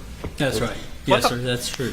I'm a little Because like you didn't what the take fuck the moment temperature. right now. Right. And thermometers are not always accurate either. So, and that's one thing that we've learned over the years. I mean, we do have, and actually we now have the I can't think of ultraviolet light, the light that shoots for the forehead. But what I've determined with that is that it's not necessarily accurate. Is that I may shoot it at the forehead and it'll say 99 degrees, but if I shoot it in your ear, it might say 103. Well, what the fuck's the asshole they're say not though? necessarily accurate. Is the asshole And more it's also accurate? We don't give a impacted shit by about the body weight. forehead thing. Absolutely. Absolutely. Age, elderly Yes, sir. versus youth, correct? Yes, sir. I got and the weather. bands in my ass, Yes. man. Yes, sir. If I'm they were invested. covered by Yes, a sir. sheet, that Which would, they were at that time when I initially got that could maintain something? Yes, sir. If they got wet through rain, that could affect it? that could that could And definitely. you had rain at that time, didn't you? It had not rained hard at that point. Both Not hard. both of their hairs were heads of hair were dry. Okay. And all those are factors which reflect what the actual time of death is. Yes, sir. Yet temperature is key. Yes, sir. And the only information you have is that the bodies were warm, correct? Yes, sir. Based upon And your... Riger had not started. And that usually begins to occur within 1 to 3 hours. 1 to 3 Correct? hours. So that's the time frame that I was looking at. Okay. And you walked around the area, got close to them at that particular time. Yes, Is that correct? And you were walking in the scene, correct? Yes, sir. No further questions. Yes, sir. 2 questions. Sure. Do you remember when SLED showed up? I do. I do have probably the times for that.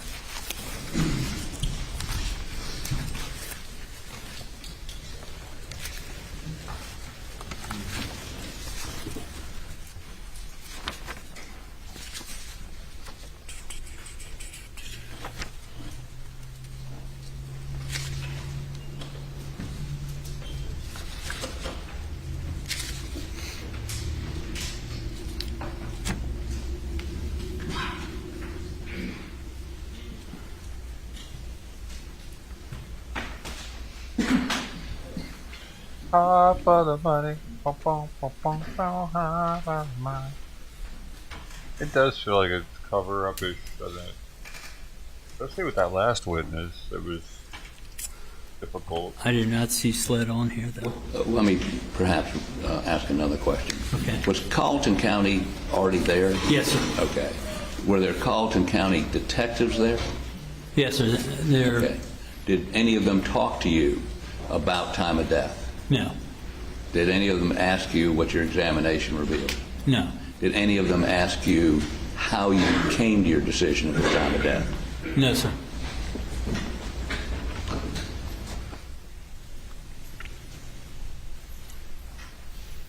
Thank you. Yes, sir. Anything further? Nothing further. Thank you, sir. You may step down.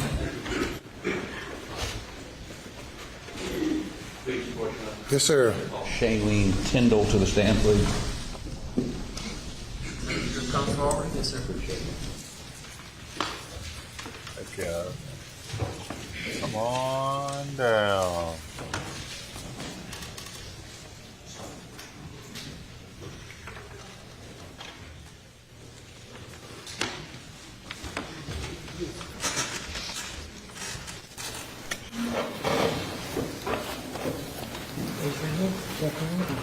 Do you swear or affirm that any testimony you give today will be the truth, the whole truth, and nothing but the truth so help you God? If you would, please be seated. State your full name for the record. Spell your last name. Try to speak in that mic so they can hear you. Yes, ma'am. Thank you.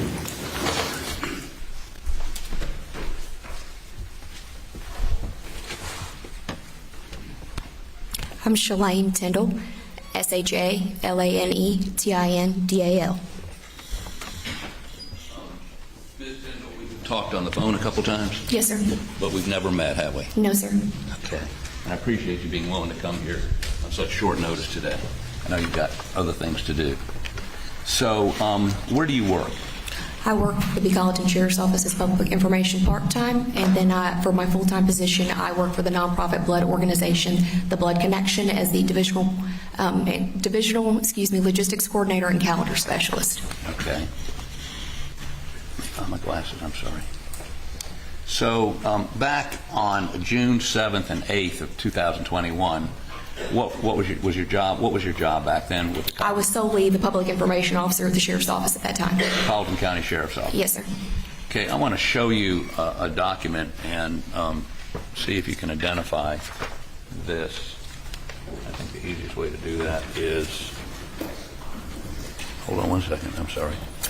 Apologize, Your Honor, I've just gotten my 2 documents jumbled. Here we go.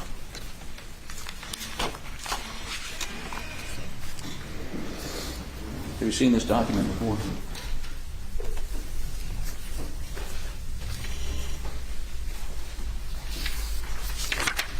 I'm aware of the Post and Courier publishing things of this nature, yes, but not strictly this document in question. If you go to the second page.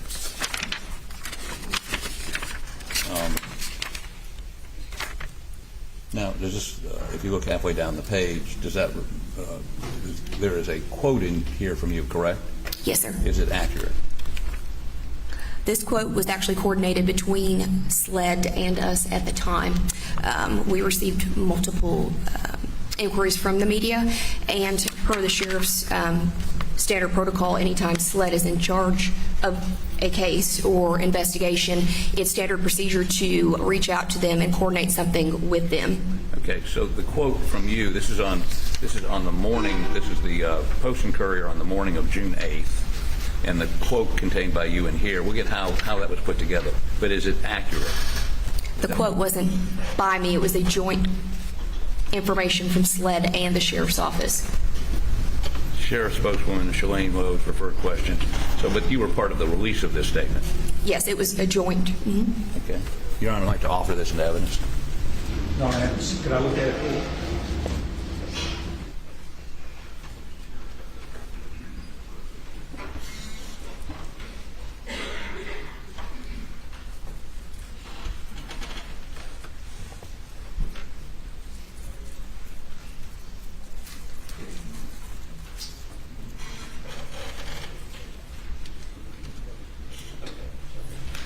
No, I have no objection. We have no objection to the quote, but the article, I hadn't read the article. We just object to the rest of the article, and I think he's agreed with that. I just want these two paragraphs.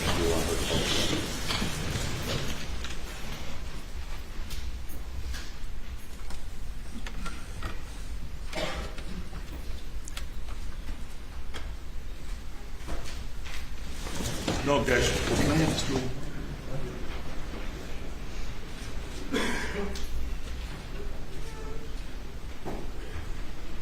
No objection to what? To her quote that she gave, and not the rest of the article. We're in agreement on that, if Your Honor is. Is that what you're offering? Yes, sir. I'm going to have her publish 2 paragraphs in this story. Thank you. Yes, sir. And for the record, Your Honor, this is a story in the Post and Courier on the morning of June 8th, which would be the morning after the murders. So what I'd ask you to do is, it's in quotes, would you read this paragraph and this paragraph, publish it to the jury? This paragraph at this time, and then a paragraph right after that. Go, boy. Take it. And would you slow down just a little bit for me? Yes, sir. Thank you. At this time, there is no danger to the public. The Sheriff's Office said, if information is received that dictates otherwise, we will immediately notify the public. Sheriff spokeswoman Shalane Lowe's referred questions regarding the incident to SLED and the Colleton County Coroner's Office. A request for 911 audio recordings was denied due to the ongoing investigation. What? I'm sorry, she went further than I asked. That's okay. All right, now, so that statement was the public has nothing to worry about, right? That's what it states, yes, sir. Okay, now,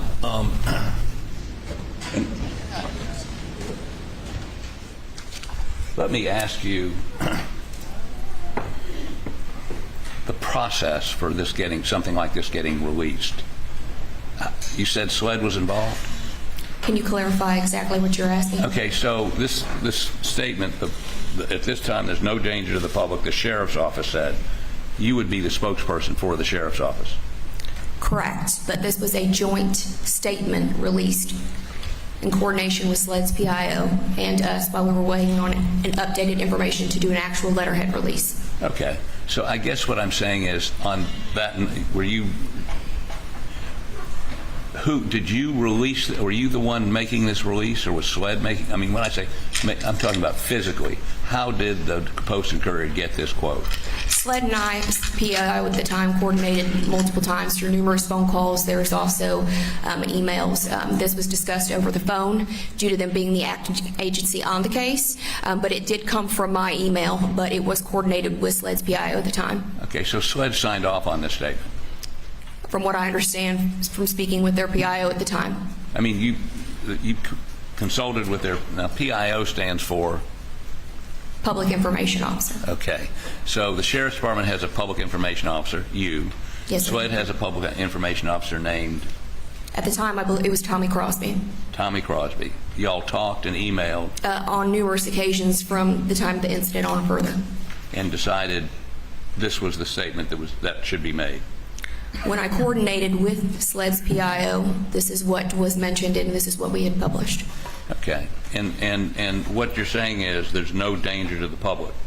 If information is received that dictates otherwise, we'll immediately notify the public. Was there a subsequent release given? after the statement that we put out. Boring. Yes, there was a joint letterhead release. The initial 29-year-old Grant was in mid-2018, 29-year-old Grant was unemployed, living rent-free in his parents' guest house in the rural village of Chuliota, Florida. He had not once lived on his own and had recently been kicked out of an anesthesiology school for lack of attendance and also fired from a job as a nurse for stealing medication. It was around that time when he decided to experiment with the relatively new realm of online cam sites. These platforms differ from regular porn sites in that they are interactive. Instead of watching a pre-recorded video, users can solicit live performances from models in exchange for money. This allows individuals to watch whatever acts they want, but at a price. Using his brother's credit card, he browsed through multiple cam models, spending an average of 20 minutes on each one. Yet it was on the 5th of June when forensics discovered he came in contact with a performer who went by the stage name of Sylvie. And over the following 6 months, Grant would spend over $200,000 of his family's money on this one model. The entirety of his father's life savings that he had saved up from working as a pharmacist for over 30 years was gone. He had spent $60,000 from his brother's credit card and had also taken a $65,000 loan out on the house. When his family found out, instead of calling the police, Grant was sent to a behavioral rehabilitation facility for online porn addiction. The more we try to run from shame, the stronger it becomes. When Grant got back from rehab on January 4th, his father presented him with a 2-page list of rules he was required to follow if he wanted to continue living at home. One of the conditions was that he cease all communication with Sylvia immediately, but it took just 3 weeks for the family to discover that he had broken the contract and re-established contact with the model via Twitter. On January 24th, when Chad Amato got home from work, he reportedly confronted Grant over his disregard, and the two of them got into a heated argument which almost turned into a physical altercation.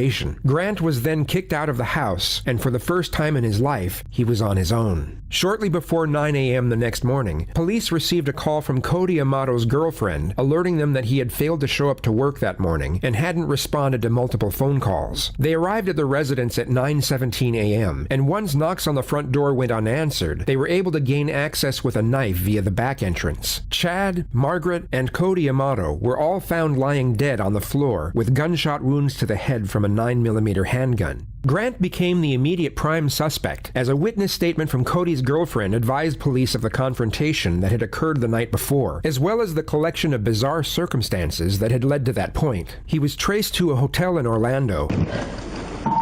You're being cooperative, sir. We appreciate that. Some Seminole County detectives want to talk to you, so we're going to get the handcuffs off of you. Nothing in your pants, correct? It's just a normal routine when we encounter someone that we want to make sure you're safe. Dude, he's almost wearing a jail outfit already. We'll get those restraints off of you.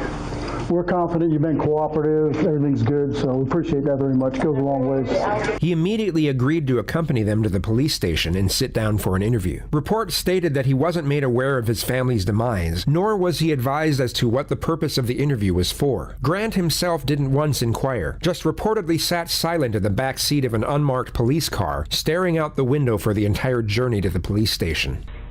Did you know the water then? Thank you, sir. Thank you. Thank you, sir. Good.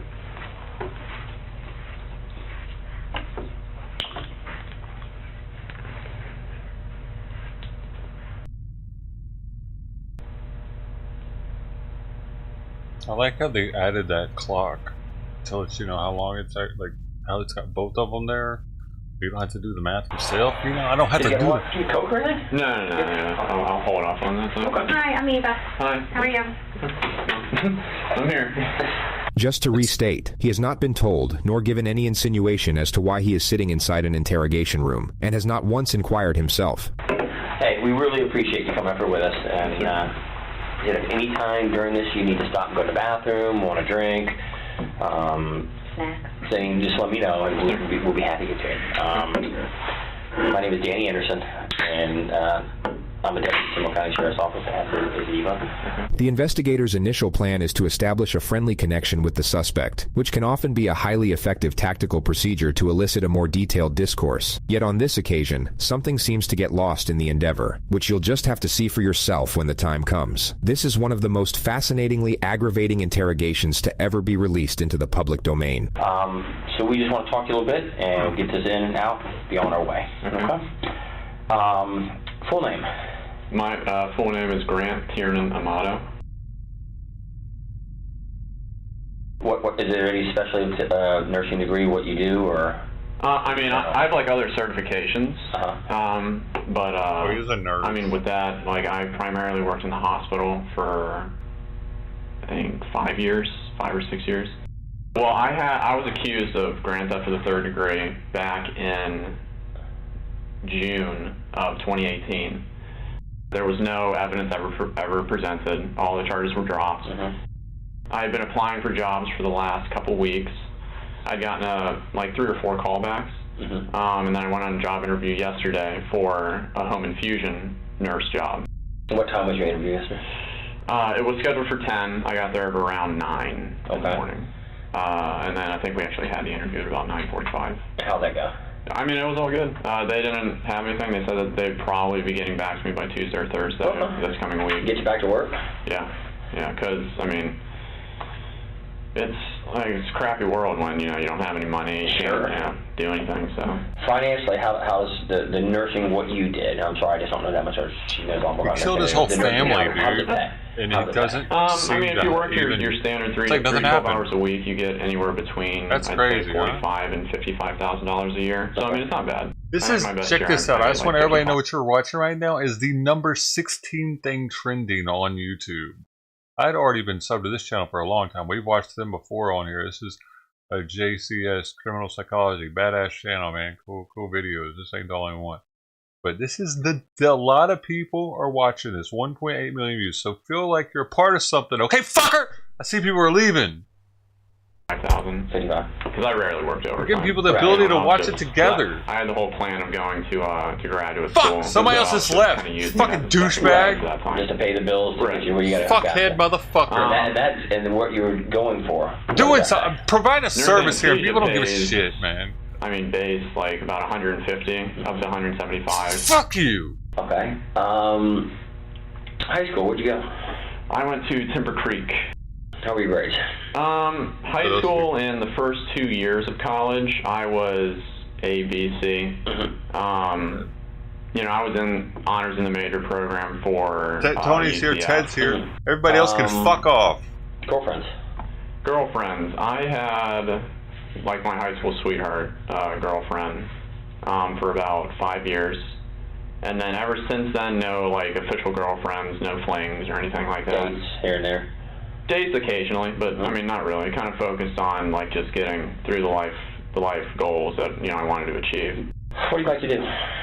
What do I like to do? I like to watch anime. What is it? I'm sorry. Oh, sorry. I don't know what it is. I mean, I thought you said MMA. And I'm like, okay, and then when you started explaining to it, I mean, I heard it. I'm like, no. It's animated.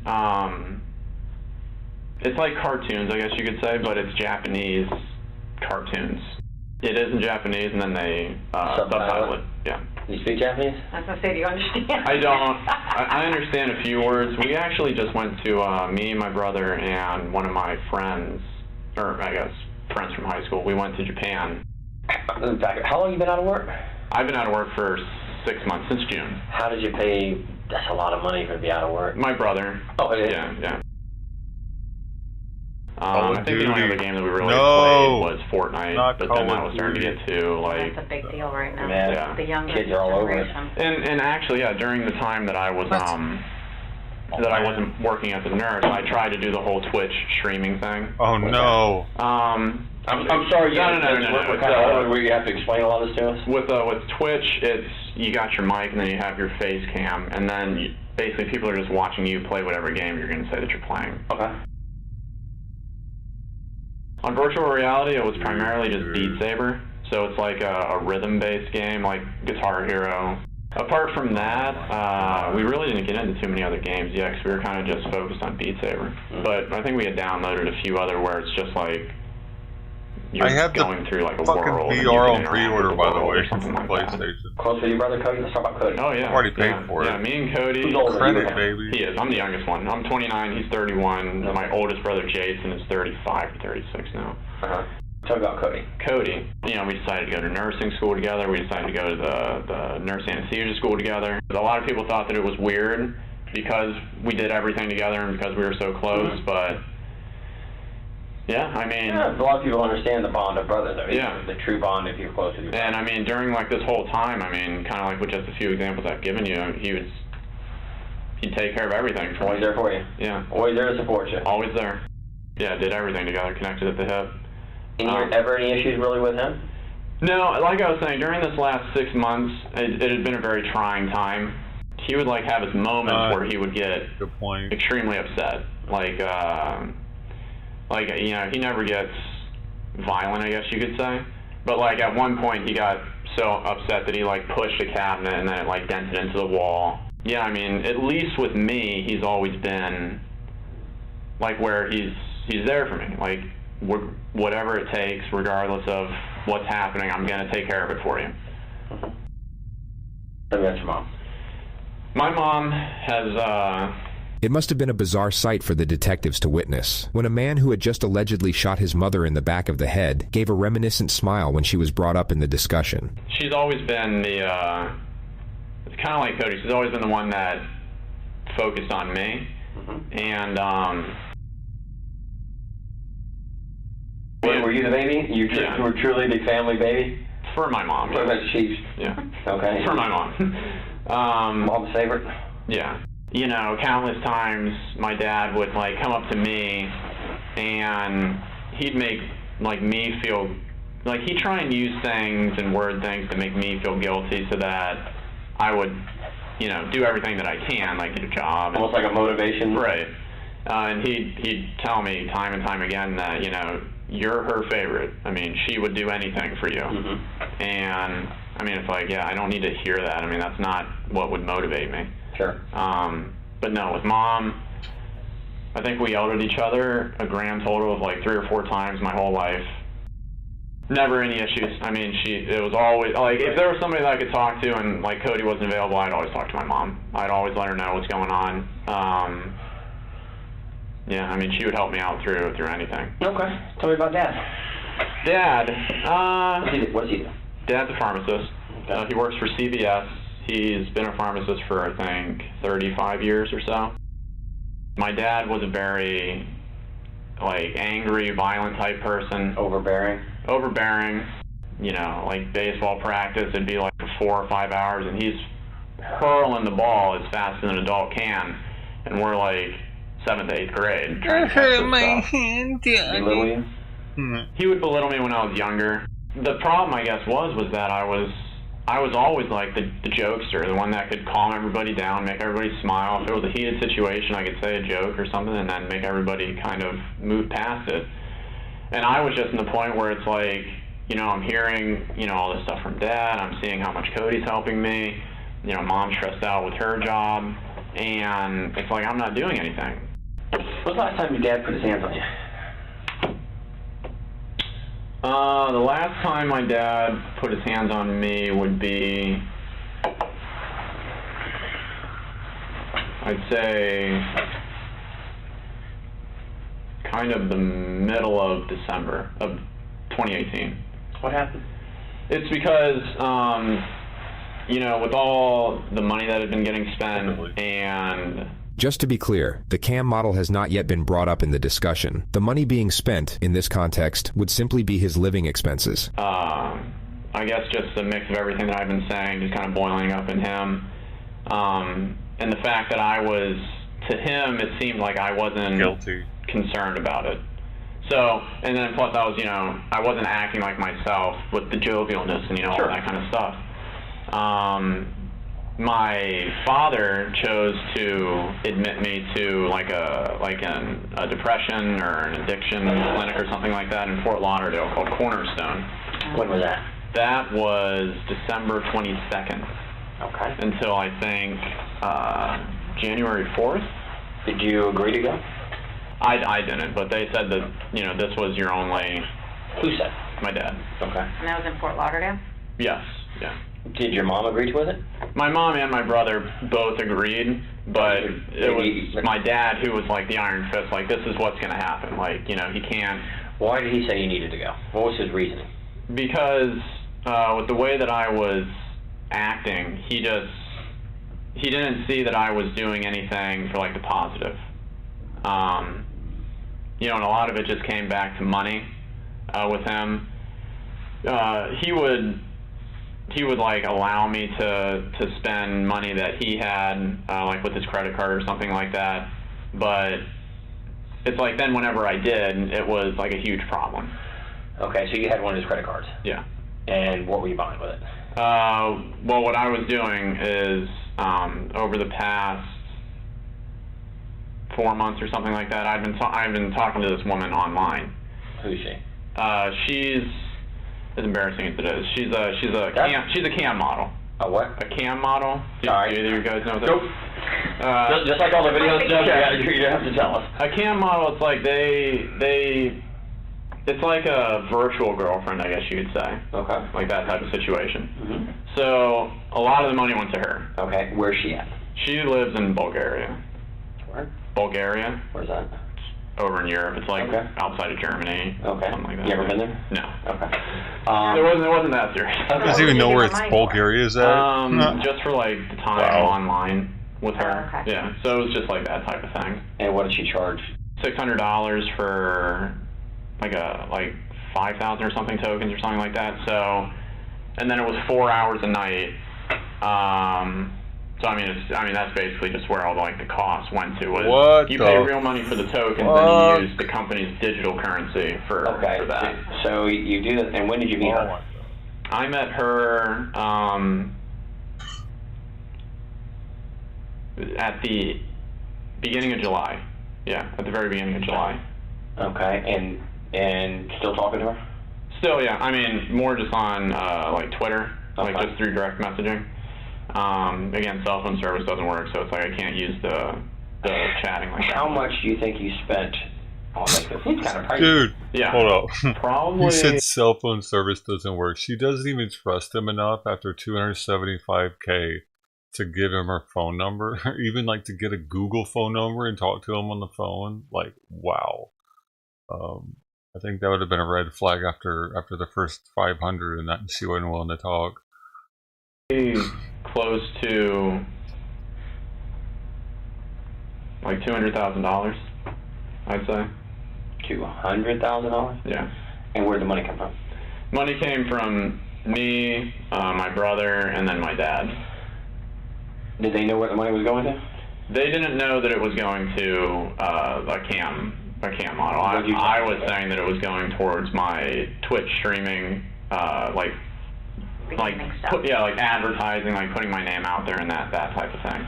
So I guess to like bring it all back with why I was brought to Cornerstone, it was a mix of all of those things. It's like he felt like, you know, he felt like You need to be grounded. Yeah. And so then I was there, you know, I spoke to like the therapist and psychiatrist and all that stuff. I didn't need any medications for anything. They had analyzed it as there's medication for sex addiction. You've been out of work, you have this PTSD from the whole getting arrested thing, and I mean the last thing on my record was I think a speeding ticket back when I was at UCL. Saltpeter? They had signed me up I think to be there for 60 days, but then I was only there until January 4th. So Who paid for that? My brother, Cody. What was the cost of that, do you know? $15,000. So their final diagnosis of you was what? That I was fine. That didn't need to be there. Yeah. That I was fine. I told them all about like my living situation and how it had been stressful, and then it got better, and then now it's just stressful again. But they had all just said that it was just this isolated event. Situational PTSD from... Right. When I got back, that's where my dad started to get really kind of overbearing. And I mean, rightfully so. I know what I did. But it's like with him, it was every single day, hours a day, hours a day. He'd come home from work, and then he would just talk to me just about the same exact thing over and over and over and over. Stop talking to me, Dad. When was the last time that you and your dad did have, you know, a heated conversation? It would be Thursday, because wish my dad would talk to me. One of his rules was that I wasn't allowed to talk to the woman anymore that I had been talking to. But I guess you could say behind the scenes, my mom would let me talk to her through her cell phone using Twitter. So yeah, anyways, on Thursday, he had apparently found out that I was... Second. His mom would only talk to him via Twitter at that point? That's a trip. My mom only talked to me via Facebook, dude. Weirds me out. speaking to her again. You know, it wasn't really my intention to continue talking to this woman, but it just kind of happened. And then because there was like that emotional connection, I guess you could say, between her and me, like I like, you know, it felt like a relationship. You know, I didn't want to just stop cold turkey on it. So Thursday, you're home all day? Yes. With your mom? Like she works at home? Correct, yeah. Your dad's at work? What's his normal work hours? He works until, I think he had to go in early that day, because he had to start like doing overtime or something like that. And he normally works though from like 5 or 6 in the morning to, I think he gets home between like 5:30 and 6 at night or something like that. What time do you get home that night? Long hours for pharmacists. He got home at like 5:30, and then he came in and then he asked me in a calmer state, I guess you could say, like basically the leading question of, you know, why do you think we're about to have this conversation? Giving me, I guess, that opportunity to be honest and truthful, to maybe tone it down a little bit. I, of course, did what I always did, where I kind of didn't admit to it. And then he came out and he told me that I'd been doing that. He had proof? Yeah. Have an argument? Yeah.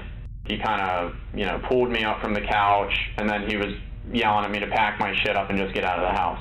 That he was the one who had to be the hammer, and that, you know, why am I making him have to go through this, and all this other kind of stuff. Okay. I had my argument, and then I'm packing my stuff. I'm, you know, taking it out to the car. It took me like a couple hours to get as much as I could, just kind of out into there.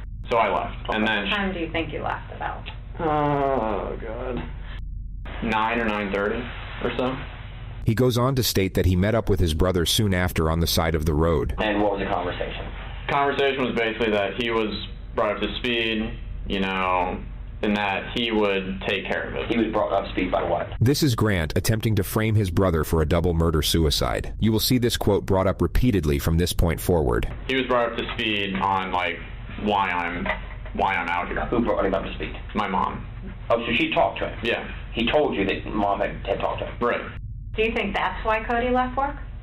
According to Grant, Cody had left work a few hours early to meet up with him on the side of the road. Cody had indeed left work early, yet it wasn't to meet up with Grant. It was later proven that while Margaret Amato was sitting at the computer sipping on a glass of red wine, Grant shot her in the back of the head. He then lay in wait for his father to return to the house, then shot him twice in the head as he entered the kitchen. Cody then received a text from his father's number, asking him to come home urgently. Forensics believed that he was very likely pleading for his life soon after he entered the front door. He was found by police with a gunshot wound to the face, lying in the fetal position. His credit card was stolen, with a purchase made to a campsite for $600 and estimated 30 minutes later. I mean, in my mind, I was just thinking, oh, he had been let off work early like three times already this week. So I was just like 10-15 minutes you talk to Cody. Right. You have a conversation, and he leaves to go home. Right. And you leave to go where? And then I stay in that general area just so that if anything happens, somebody like knows where I am. Yeah, I mean, I was staying in that general area, and then I decided to go to Publix. He just referred to the Publix supermarket parking lot. This is where he used the free Wi-Fi to log on to the campsite with his dead brother's credit card. What? About what time? He went to the grocery store. Like, to talk to a camera. Between like midnight and 1. After killing his whole family. And you go to Publix midnight 1, and how long did you stay there till? I stayed there until like 7. Slept there last night? Talked to anybody? I messaged the girl that I'd been talking to on Twitter. Yeah. On Twitter, so you have to pay for it. Right. Did she respond back to you? I think once. The discussion is then brought back to his last meeting with Cody. And then when you left Cody, what did he say he was going to go do? Cody said that he will take care of it. Take care of what? Just the situation that was at hand with whatever he had been updated with from my mom. Did he tell you what he was updated? He had told me the reason why, like, I'd been kicked out. But he really didn't give me that much dialogue, like, about that situation. You know, he was miffed a little bit because, you know, he had just gotten off work and now he has to go deal with this. But what was your demeanor? Like, what did Cody see you as? Like, were you like scared? Upset? Yeah, so I was scared because, I mean, like I said, it's the first time that I had been out of the house. we've come and talked to you. You rode up here voluntarily with us to talk to us. The detective will now initiate the first confrontation. Why do you think we're having this conversation? I honestly don't know, but I'm pretty freaked out at this point because, you know, it's, I mean, I know, like, how the situation was when I left. You're now about to see the lead interrogator's attempt at getting Grant to confess, in a manner so blatantly obvious that the suspect immediately sees through it.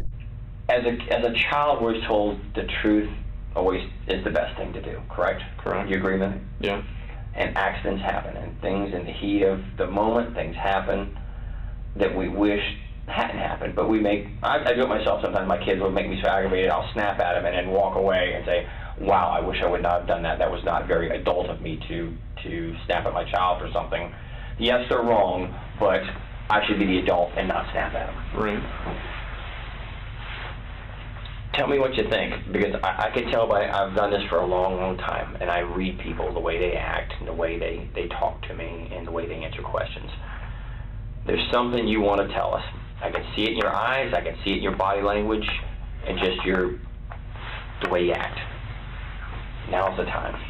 Now's the time. If there's something you want to get off your chest and give us an explanation of what's bothering you, now is the exact time to do it. And I'm giving you that opportunity right now to tell me something you want to get off your chest. It's there. I can see it in your face. I can see it in your eyes. Tapped out about that night. You're upset about it. You've been that since we've talked to you. I can see there's something been bothering you. Even though I don't know you from Adam's house, can't you see things in people that something's really bothering this guy? It's not that, you know, I spent a bunch of money I shouldn't have on this girl. So be it. You did. It's over with. Money can be made back. Something's bothering you. I'm just worried about what is all transpiring from this. I think at this point right now, to be honest with you, Grant, you know what it is. It's in your eyes. Your eyes is the view to your soul, and it's in your eyes. And it sounds stupid, and people don't believe it. Like I told you out there in the car, did I not tell you? You may not like what I say, but I'm going to tell you the truth. I'm going to tell you the truth every time, because I can walk in front of anybody in God and say, I don't care. I've told him the truth. And we usually know answers before we ask it. Right. Me and Eva knew everything before we asked you the questions. Now's the time to come to Jesus, be honest, because you're holding something back. I can see it in your eyes. People don't believe that the police will help you, but we are actually here to help you with issues you may have. I think something happened, and you don't want to tell us, but right now is the time to get it off your chest. And I really wish you would, because it will make you feel better in the end. I genuinely don't have anything else that I can say about the night or, you know, the periods of time afterwards. There's only one opportunity to make that good impression. And if we've done something we shouldn't have done, you fess up there. You caught your hand in a cookie jar. Detective Dan's approach here is so incredibly outdated and predictable that it actually seems to boost the suspect's confidence. It's the detective, in fact, who gives off a nervous disposition. He'll begin stumbling over his own words while simultaneously mixing up his analogies, which never made a great deal of sense to begin with. You do it. Now, is there anything else that happened at the house that you didn't tell us, that you've left out, or we haven't asked you, that would be of importance? Or during the time that you drove around for those few hours? Did you ever really go back to the house that you haven't told us about? You'll also notice the female detective interject with something useful every now and then. But unfortunately, she's not the one leading this interrogation. That would be the detective who keeps bringing up Jesus, to a guy who just murdered his family to go jerk off in a parking lot to a Bulgarian cam model. I know things that you don't know. And honesty will get you all the things I can do for you, to be honest. I can't deal with someone who lies to me, but I'll deal with someone and help them till the end. No matter what, believe it or not, that's just me, and she'll tell you, it's what it is. I'm going to be honest with you.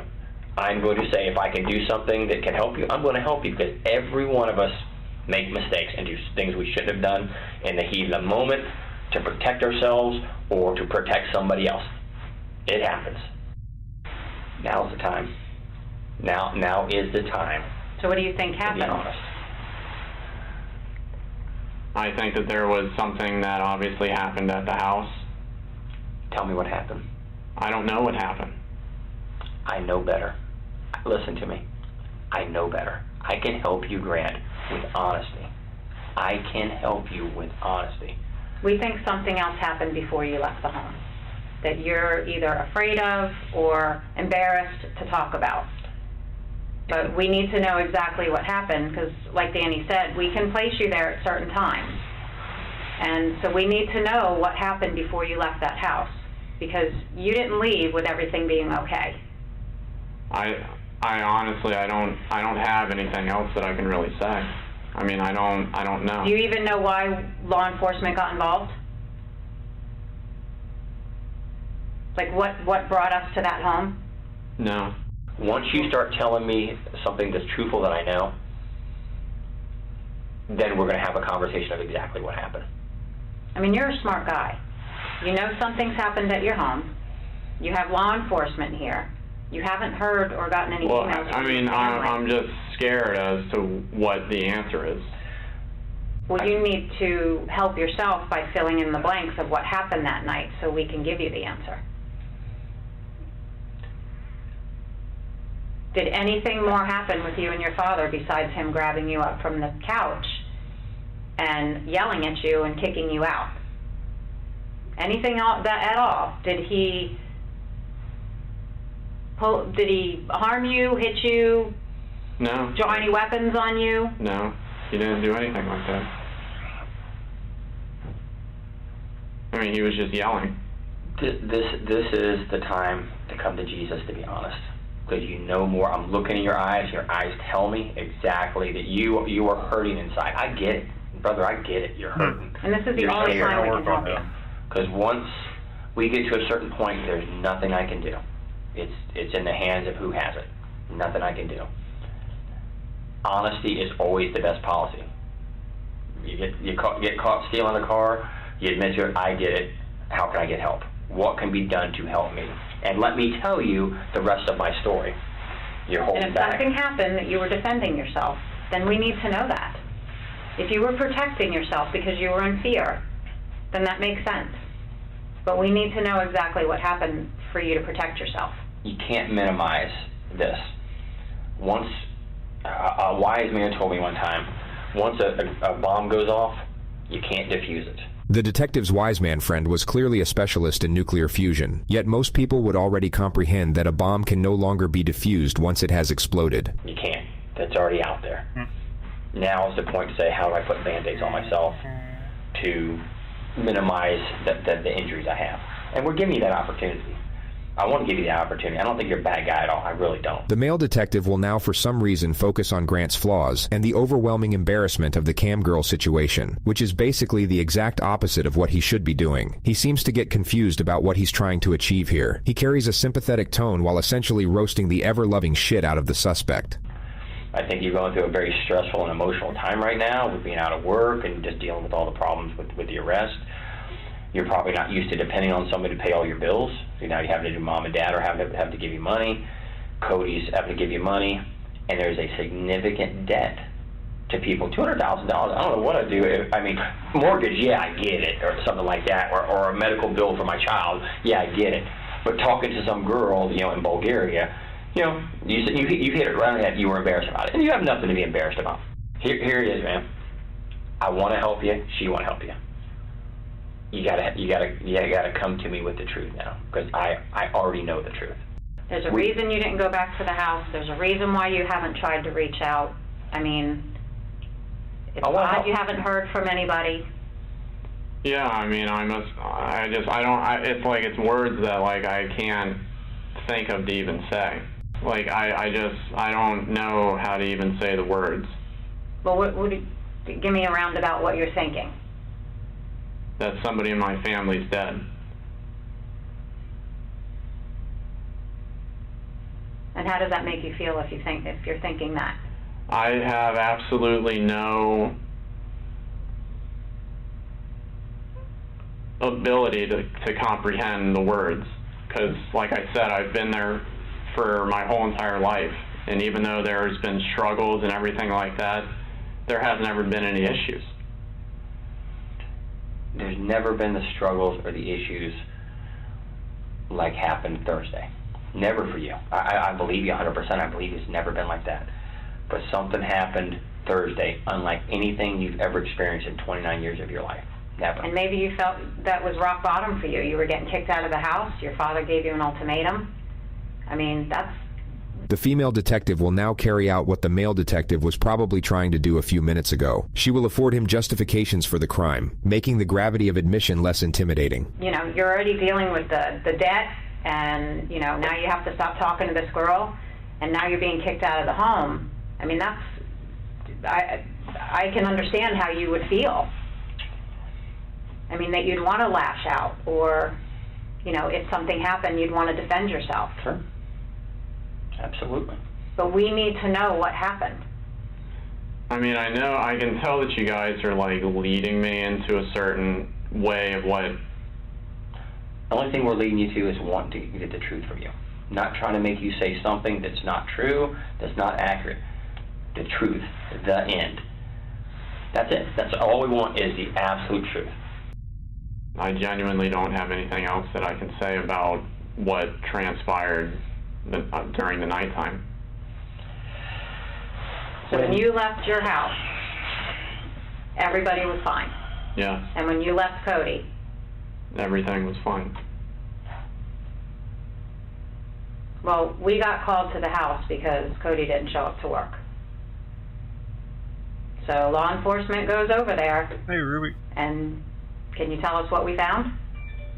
No, the only thing that I was told was that Cody would take care of it for me. And that's all that I know. So if anything happened in the home, to bring law enforcement there, what would you think happened? That there was a shooting. Between whom? I don't know. Between Cody and my dad. And why would you think that? To protect me, or to help me, or to do something with me. So you're telling me you did not shoot Cody, No. your father, or your mother? No. I mean, I don't know, like, what more I can say. Well, when law enforcement arrived, that's what they found. So you're the only outstanding child. You're the one that's been having problems with your dad. You're the one that we haven't been able to find for 2 days.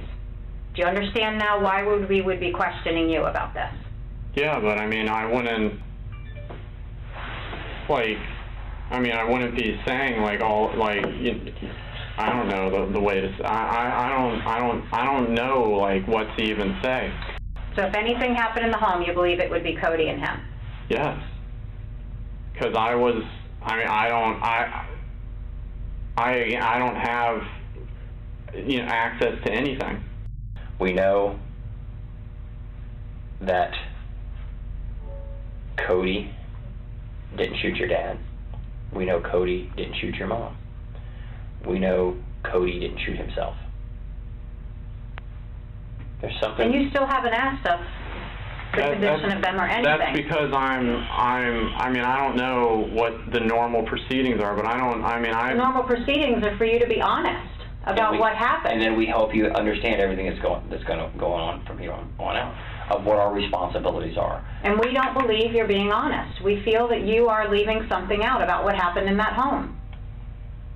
And the evidence tells us what happened in the home. But you need to fill in the blanks. The suspect's composure was finally starting to slip. This was the perfect moment to draw out the silence to see how he'd respond to the pressure. Here's my hand for honesty.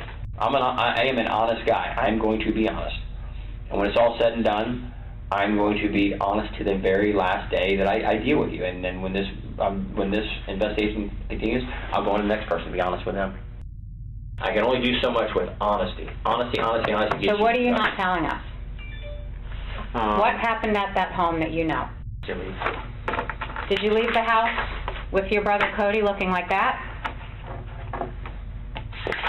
Or did you leave the house with your father looking like that? Or your mother? Is that how you left your family? No. Nobody else went into that house. Who left your family like this?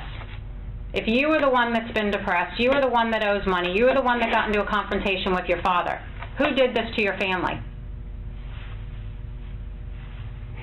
If you were trying to defend yourself or something else happened, we need to know now. The female detective does an excellent job at affording him the option to admit to a lesser infraction, which in this case is self-defense. She provides the option while simultaneously building pressure. It's a textbook maneuver, and she does it very well. To help you. So tell us what happened, Grant. We're here to listen to you. Grant, you need the truth. We're here to make this right. You got to tell the truth. It's on the tip of your tongue, my man. I get that. Did your father go after you and you try to protect yourself? No, I didn't do any of this. Hey, I know. Video surveillance tells me everything that happened this night. I'm telling you.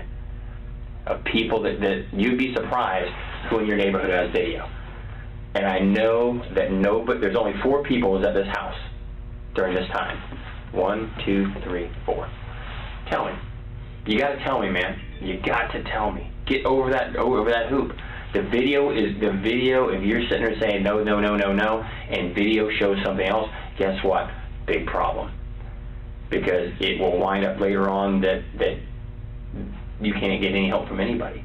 A lot of this, what people make decisions on is honesty. Was somebody honest? Didn't fire a gun, didn't fire a gun, didn't fire a gun. None of them did. None of them did. Cody did not go. Or did your father point a gun at you? No, there's nothing else that I can say. Your emotions, your demeanor, your body language, your eyes tell me everything I need to see about you. You want to tell me in the worst way. You want to get this pain off your chest. Do it. I mean, there's just nothing else that I can say. So your dad had told you in the past before that he would kill you? Right. For what reason? For if I basically did anything related to this, again, costing him a lot of money. And Cody knew about that? Right. So when did you learn that your family was dead? I had been worried since last night when I was just in the hotel, but I knew when you guys told me. I mean, like, I knew when you guys had told me. You already knew, though. But I had... You already said... You knew. At any point, did you feel like you needed to reach out to Cody and see if he was okay, or...? I just didn't want to call anywhere. I just didn't want to know. We understand your father was abusive, and we understand that he was the asshole. And if he threatened you, that he was going to kill you when you came back, you were probably in fear, were you not? So did your brother come home to try and defend you, and then this gunfight happened, and you got so scared that you left?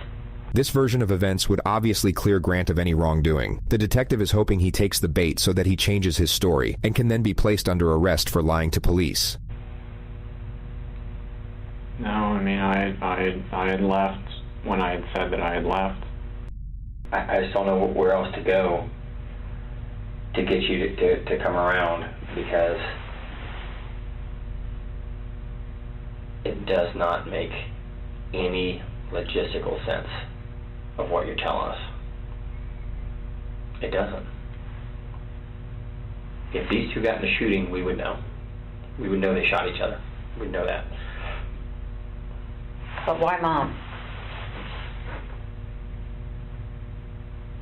Things just got so bad and out of hand, like never it's been before in your life. Never been here before in your life, or your family's life. He's pissed.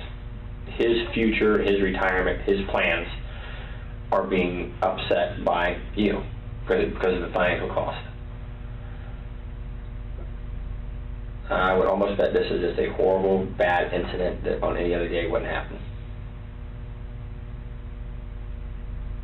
But you and me both know, as does she, what happened that night. I I don't have the answer for anything else. Okay. This is the last time before I'm gonna walk out now, and then I'm done. Then I'm done for good. When I'm done, I'm done. I don't have anything else that I can say.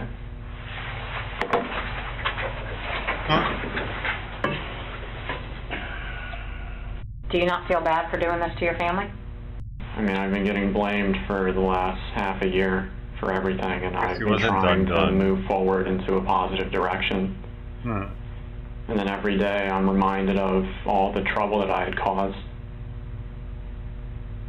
And then I keep being told the same thing over and over again, but there's nothing that I can do to change it.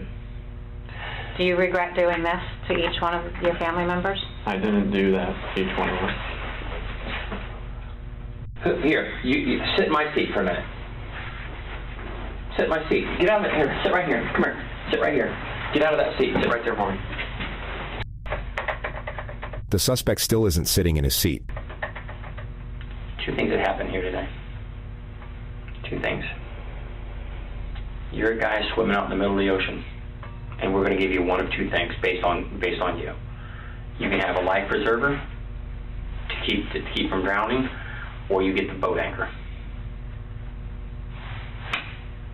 And it's which one do you want? Because we will give you whichever one you ask for. The life preserver, the boat anchor. No, I want the life preserver, but I've said everything that I can. You want it, and I believe you do, but you have not said everything you can say. But there will be a time where you ask for that life preserver. I can't give it to you. I can't. Once I cross a line I gotta step over, can't do it. Won't do it. Think about that. I want to talk to her for a minute. Think about the last life preserver I can give you. Think about it. Take a few minutes just to reflect on it, and then we'll come back to you in a couple of minutes, and then we'll go from there. And what happens is what happens. Fair enough?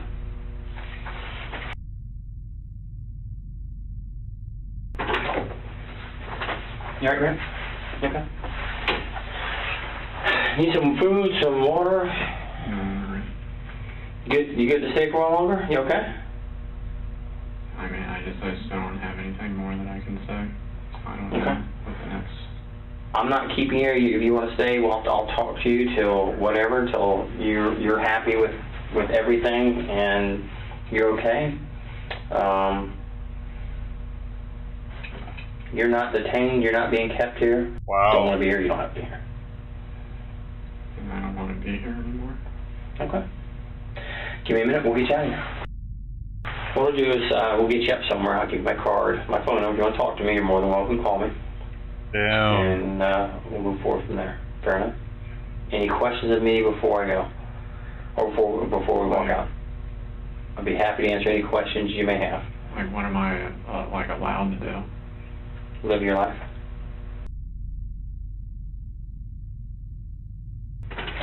Hey man, we're right there at it. Jason's here. It's going to be a few more minutes. What I need to do is just for our investigation, get some pictures of you. We're going to collect your clothing. As soon as that's done, we'll get Jason here to talk to you. All right, man.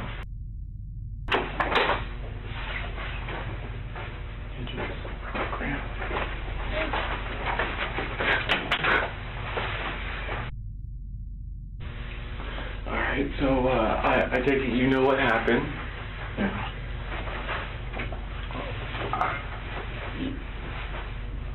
I'm going to ask you plain out. You are not part of it anyway. No. When's the last time you saw everybody? I left the house between midnight and 12:30. I want to believe you, Grant, but you're the last person that I could put in that house. And I know what happened over the last 6 months. Who else can I blame? How are we going to find out who did this?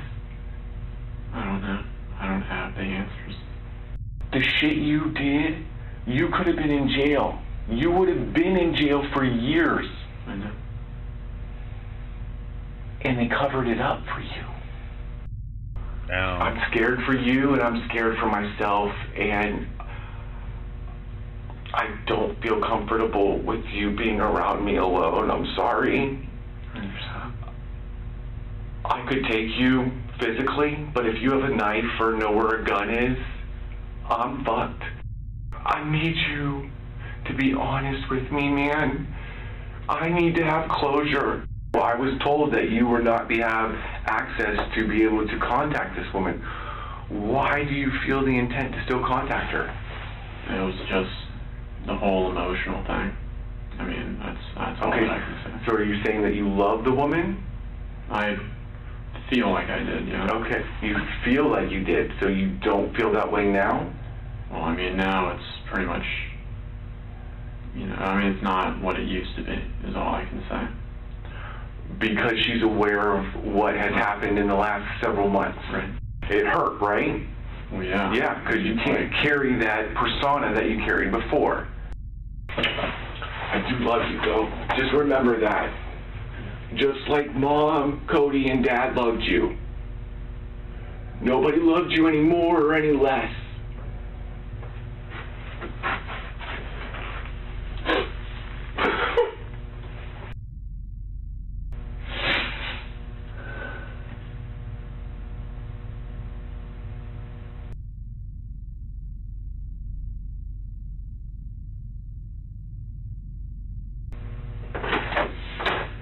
You have anything else you need to talk about before we let you go? Because now's your time. You know that. Like Danny said, once you're out of here, there's no coming back from this. We're giving you every opportunity to tell us what happened in that home that you have not told us. So you're aware that when you leave here, you're not going to have any chance to redeem yourself and tell us the truth after the fact. I understand. And you're okay with that. You can live with yourself knowing that you're not going to tell us the truth. I've said what I can say. Okay.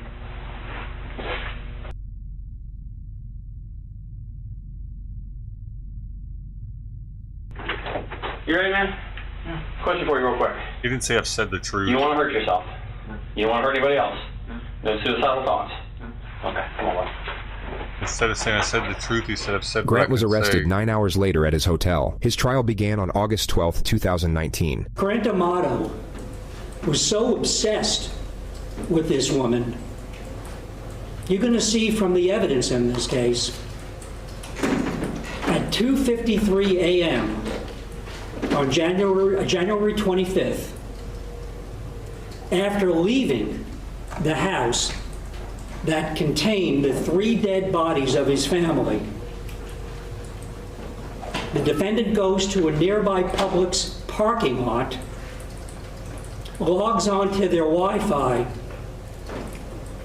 and uses his dead brother's USA checking account to pay $599.99 to get onto Sylvie's website at 3:02 in the morning. That's what this case is about. It's about his blind obsession with this woman, the end of the world as he believed it to be because of his family, and his absolute contempt for those that he held responsible. Verdict. We, the jury, find the defendant guilty of first-degree premeditated murder. Grant Amato was sentenced to life in prison without the possibility of parole. Boom. Got him. Like they're probably about to get old boy too.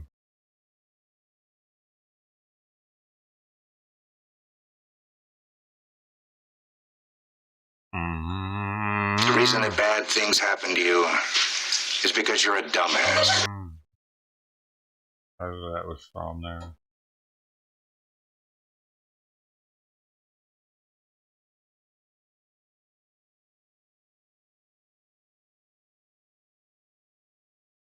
How was it? 30. Oh, it's time for my afternoon break. How about that? Take a break, give Simon some food, eat some lunch, maybe come back a little later. I'll probably come back with some video games. What channel should I do video games on? Do you guys have a preference? Doesn't matter.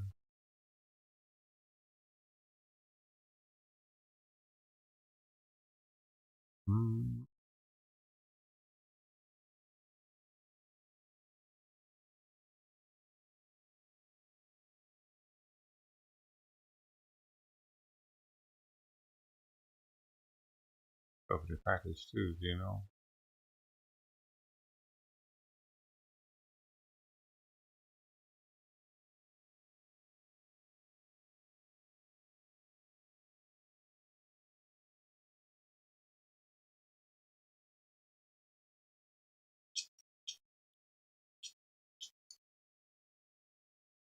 Alright, keep that in mind.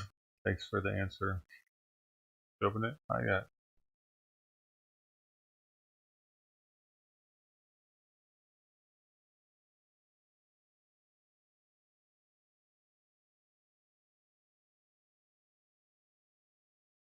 Thanks for being here, Ted, Thomas, King of Fast, Tony G33, everybody else. Ruby Oaks was here, Catman T, Brody YYC was here.